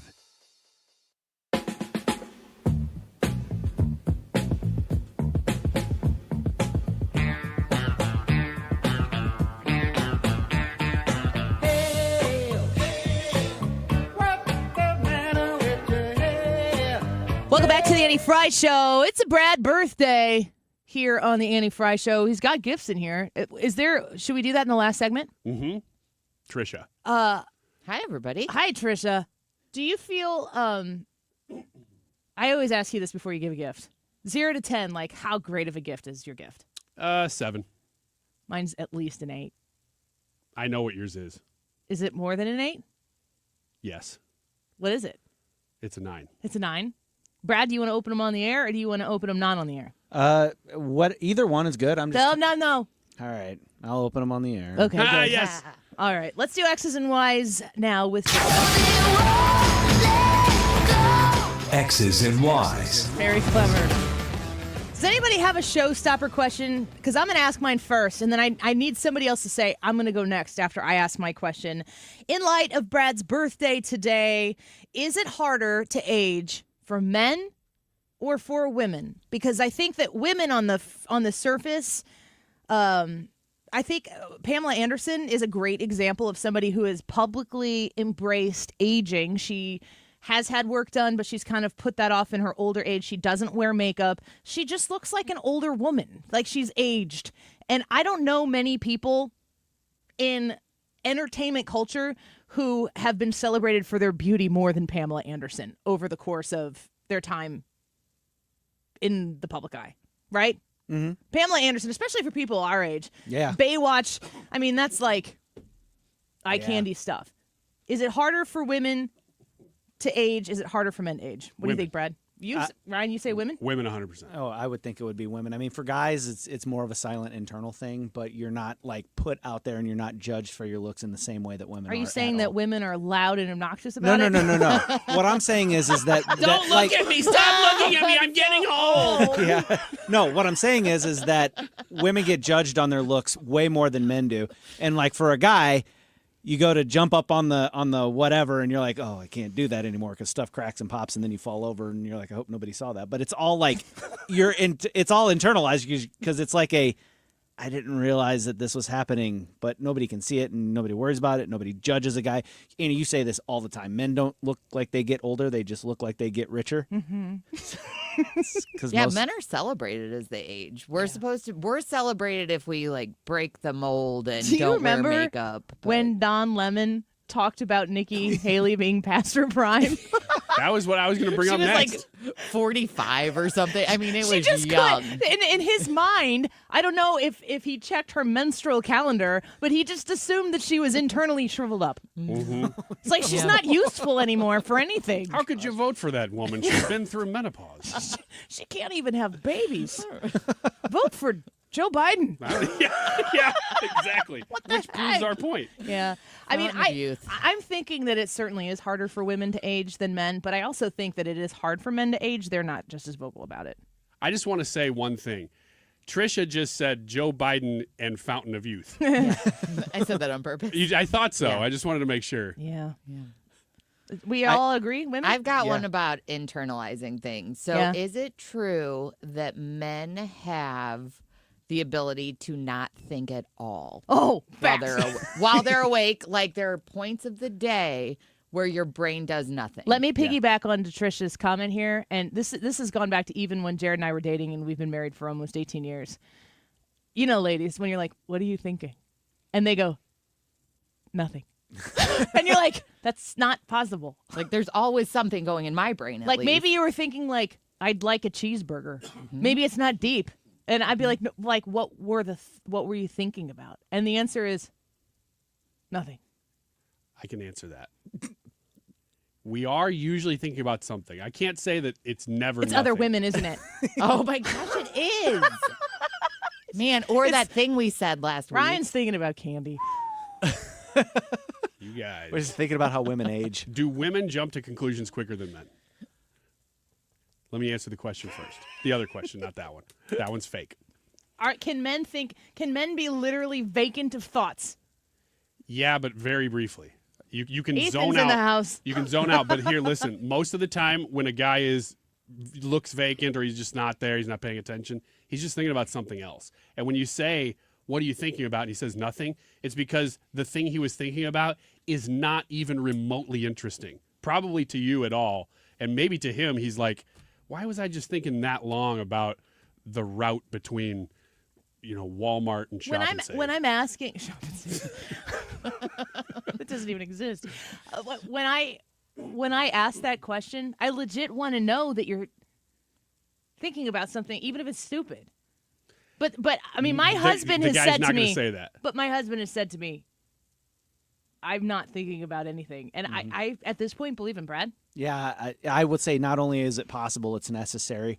It's like a decompression thing. It's like you just Apparently not for Ryan. Nope. Always thinking about stuff. Brain's moving a million miles an hour, It's Brad. fake news, Ryan. To sit down and just shut your brain down for 5-10 minutes is super helpful for guys. Yeah, I can't do that. I don't know that I can do that. I think that it's probably more common that guys can. I don't think I can. Yeah, it's and like you're like I'm trying to think back about like was there anything in my head, and I can't even remember sitting down doing it. I just know that I do it. Oh, can you hear me? Tell us your thoughts. Huh? There I am. Yes, that's exactly what it is right there, where you're like, wait, what was happening in those couple of minutes? But you're not able to always like put it So you're into this is daydreaming. what it was. Yeah, I guess that's what you could call it, but it's not like You're not actually doing floaty, anything. like Ethan's in the sky, like it's like actual just random thoughts. Chris on YouTube says, I love the meme where it's a couple laying in bed and the lady's like, I bet he's thinking about other women. And the man's thinking, I think I could fight a bear. That's real. I know, very but like real. to say that, I mean, you're saying it's not possible for men to think about literally nothing? But the stuff that I'm thinking about is like That's not- who but that- cares? but It's that's the still equivalent. thoughts. It's the equivalent of nothing Yes. because it's so pointless. Yeah. No, it's not the same. I wonder how much money Bad Bunny made in You're Happy saying- Gilmore 2. Like you're stuff that you're saying- just like, who cares? Ryan, you're saying that men are always thinking about something. It's just useless some things, or it's not worthy of repeating out loud. And Brad is saying he has periods of time with zero thought. Yeah. Yeah. Periods. But it's basically the same We thing. just have periods. Aw. Next question? Anybody? I got one. Go for it. Do you really want men to open the door for you? Heck, yeah, I do. Why? Because it's nice. If a woman opens the door for you, is it just as nice? It's just as nice. It's respectful when men do it. They're treating you like a lady? I don't know why you said it like Tim Meadows. He's a lady. I think that it needs to. I would open the door for anybody, and vice versa. Like Yeah. I think it's rude if no matter who's in front of you doesn't open the door for you. I think there's an extra chivalrous courtesy when a man will do the extra little shuffle step to get to the door before you to open the door. Yeah. I don't think women do that. Like basically, true. like as Yeah. a woman. I did this just the other day. I was leaving. Sue's coming in. These clocks don't give us any time to breathe, Trisha. Oh, is that right? I hadn't heard. I thought you guys had so much time. Yeah, we haven't brought that to your attention yet. So Surprise! I'm leaving, and Sue is coming in, and Sue is darling. Of course, everybody on 97.1 knows that already. But she's walking in. And she's got her arm full of stuff. And so I stayed by the door. Now you have to walk through 36 doors in order to get to the studio here. But I stayed and held the door open for her, out of an act of kindness. But when you're walking with a man and they do the extra hop step to get to the door first to let you in, do the little arm gesture, so nice. Yeah, that's true. And gentlemen, if you're doing that and a woman gives you grief for it, shut the door to face. Earlier, when I opened the Don't door, let the door hit you. earlier when I was opening up the door, Annie pushed me out of the way. No, see, that's not what happened. Yeah, You that's opened, totally what no, but no, happened. that's not what happened. The context of what happened was Ethan, I was trying to get out of the studio. Ethan opened the door, Wrong. stood in the doorway, was For talking to half Jake. a second. Talking to Jake, not paying attention, and I needed to get out. And since we don't have any time in the breaks, I needed to hurry.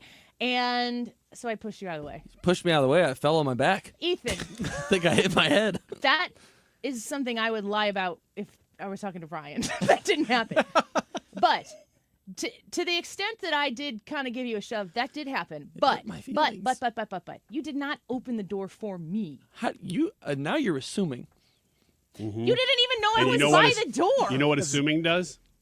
Yeah, I do. I got a pretty good understanding of Ryan's it. first question: do Oh, women jump to A conclusions? reverse to Ryan's question, men, if a woman opens the door for you, are you offended by it? Nope. Does it bother you? No. Like you and Has your it wife happened? are walking. Switch it to car door, though.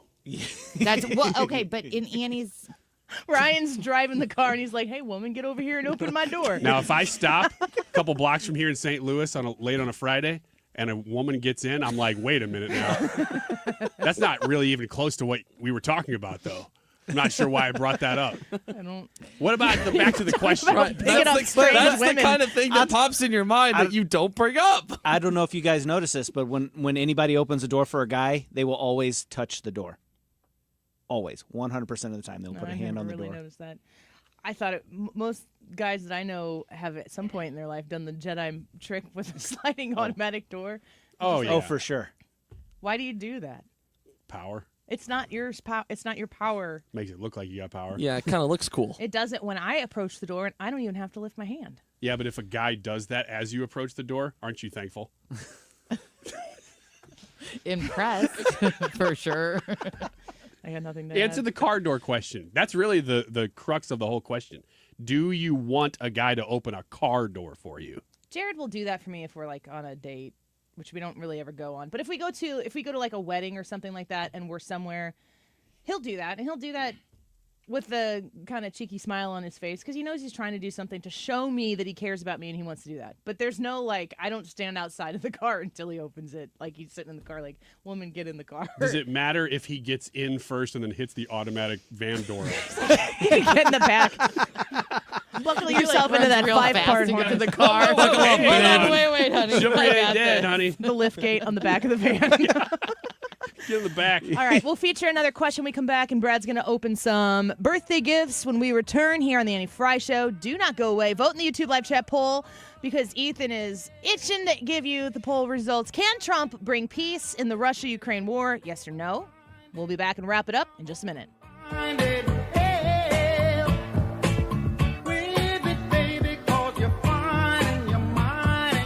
Point Pest Control. Spell point with an E when you put it into pointpestcontrol.com. If you have a pest problem, please consider hiring Point Pest Control, both sides of the river, to solve that problem for you. Mosquitoes included, the indoor pests as well. Spiders, gross, gross, gross. If you've got ants, if you've got flies, if you've got just kind of a situation that's brewing, it could be something that popped up and you're not really sure how to handle it. If you've seen a spider and you don't know what kind it is, any spider is too many spiders for me, you call 636-798-0023 and you call Point Pest Control and you mention me because when you sign up with them, if you sign up as a paying customer like I am on the quarterly service program, you throw my name out there, you're going to save an extra 10% discount on the top of whatever specials they might be running at any given time to help you make this more affordable. They can help you with your pest problems. All you got to do is give them a call, 636-798-0023. Point with an E, pointpestcontrol.com. From border security to school choice, the Constitution to the culture war. Made in America. Heard in the Midwest. You're listening to 97.1 FM Talk, St. Louis Conservative.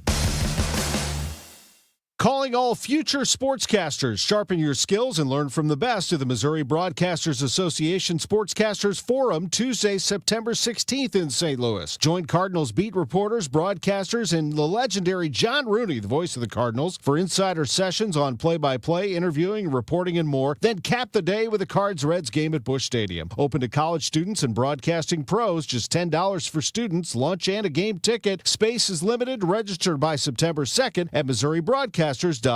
Is your home, business, or church looking tired, chalky, or in need of curb appeal? Go Rhino. Tired of painting year after year? Go Rhino. Our unique 3M ceramic technology is perfect for brick, stucco, aluminum, steel, color lock masonite, and more. It's backed by our 25-year transferable warranty to not chip, crack, or peel. Great if you're staying, and even better if you're selling. Our ceramic coating allows you to maintain all of your architectural features. The decision to do vinyl will leave your home looking like a plastic moldy box. With Rhino Shield, in 15 years, your home will still have that, wow, it looks like you just got it painted. We've done large condo complexes, parking garages, pole barns, and commercial strip malls. We coat sloped and flat roofs to extend their lives too. Evaluations are free. 877-25-RHINO or 877-25rhino.com. See what we did there? Genius. Tell them, ladies. No paint, don't Rhino. Go Rhino Shield. Never paint your house again. Rhino Shield.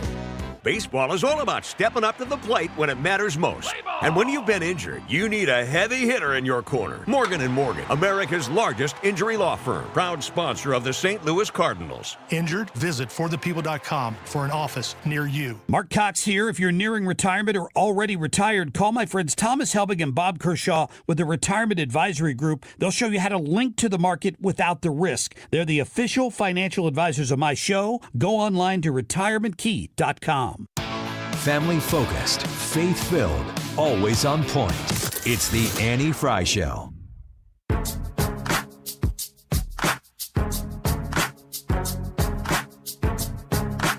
Okay, here's how we're going to do this. It's Brad's birthday. We're all excited about Brad's birthday. He's going to ask an X's and Y's question, and while we answer it, He's going to open his gifts. He's got one from Ryan and one from Ethan and me. Wrong-o. What's your question? So my question is do you think that companies take advantage of women's insecurities just to sell them stuff? I think companies take advantage of anybody's insecurities. I don't think it's just women. Mm-hmm. I would agree with that. Me too. Do you think there's anything to the debate that's been happening online? It's related. Is this serious? No, it really is. That when a man orders the same order at a restaurant, that they get more food because subconsciously the person making it makes less for a woman. Brad opened a gift. What is it? It's a Jonathan Lucroy. Is it a bobblehead? It is a bobblehead. Hey! That's super cool. I got that after you booked him on the show. And a Game Boy watch, digital watch. Just made me that think is of you. so Brad. Wait, what? It's a digital watch. It looks like a Game Boy. It just made me think of Brad. Are you going to wear that? Thank you. Yeah. You got it for You don't me, have for to, sure. but I just thought it was cool. That's crazy. Does it That play does games? scream Brad. I don't know. I have to look into it. Time's wrong, though. Yeah, the time is wrong. I didn't know that. Adjust that. Time isn't important for Brad. It's just kind of a suggestion. It only works by the second. I think that all marketing. This is what I've been saying forever. My kids wrap that, by the way. This is what I've been saying about the woke stuff this entire time. They're just trying to prey on people's insecurities of wanting to be like, quote, doing the right thing. So you implement these types of woke things and people like need to be attached to it. That's why people wear their 15 pieces of flair on their car. Hate has no home here. They make you believe that unless you say so, that hate has a home in all of the other places that aren't showing the thing that they encouraged you to put in your yard, which is a sign that basically says, I'm not an a-hole. And I don't know that it's more than women than men. I think men buy a lot of things and participate in a lot of things based on insecurities that it's not as in surface as like makeup. Holy cow. How's that? That's awesome. You said an 8. That is a 10. That's a 10. That's a great gift. What is it, Brad? So that is a Legos Star Destroyer. That's Which, amazing. for those that Wars. don't It's know, great. from Things Star, are it's a huge. spaceship from Star Wars. I'm sure Ender's geeking out in the chat right now, but yeah, it's a Lego Star, and it's big too. It's got Darth Vader and commanders and crew members and stormtroopers and all sorts of cool things.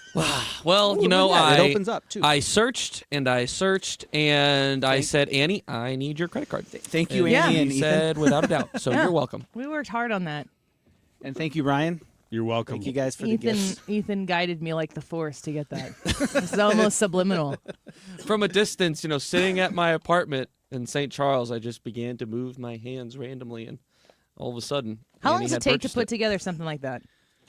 I started a Ford GT like 3 months ago, and I'm still working on it. This one probably 3. It just depends on how long I sit down and do it because I don't try to do it all in one sitting. So this one probably 1,500 pieces.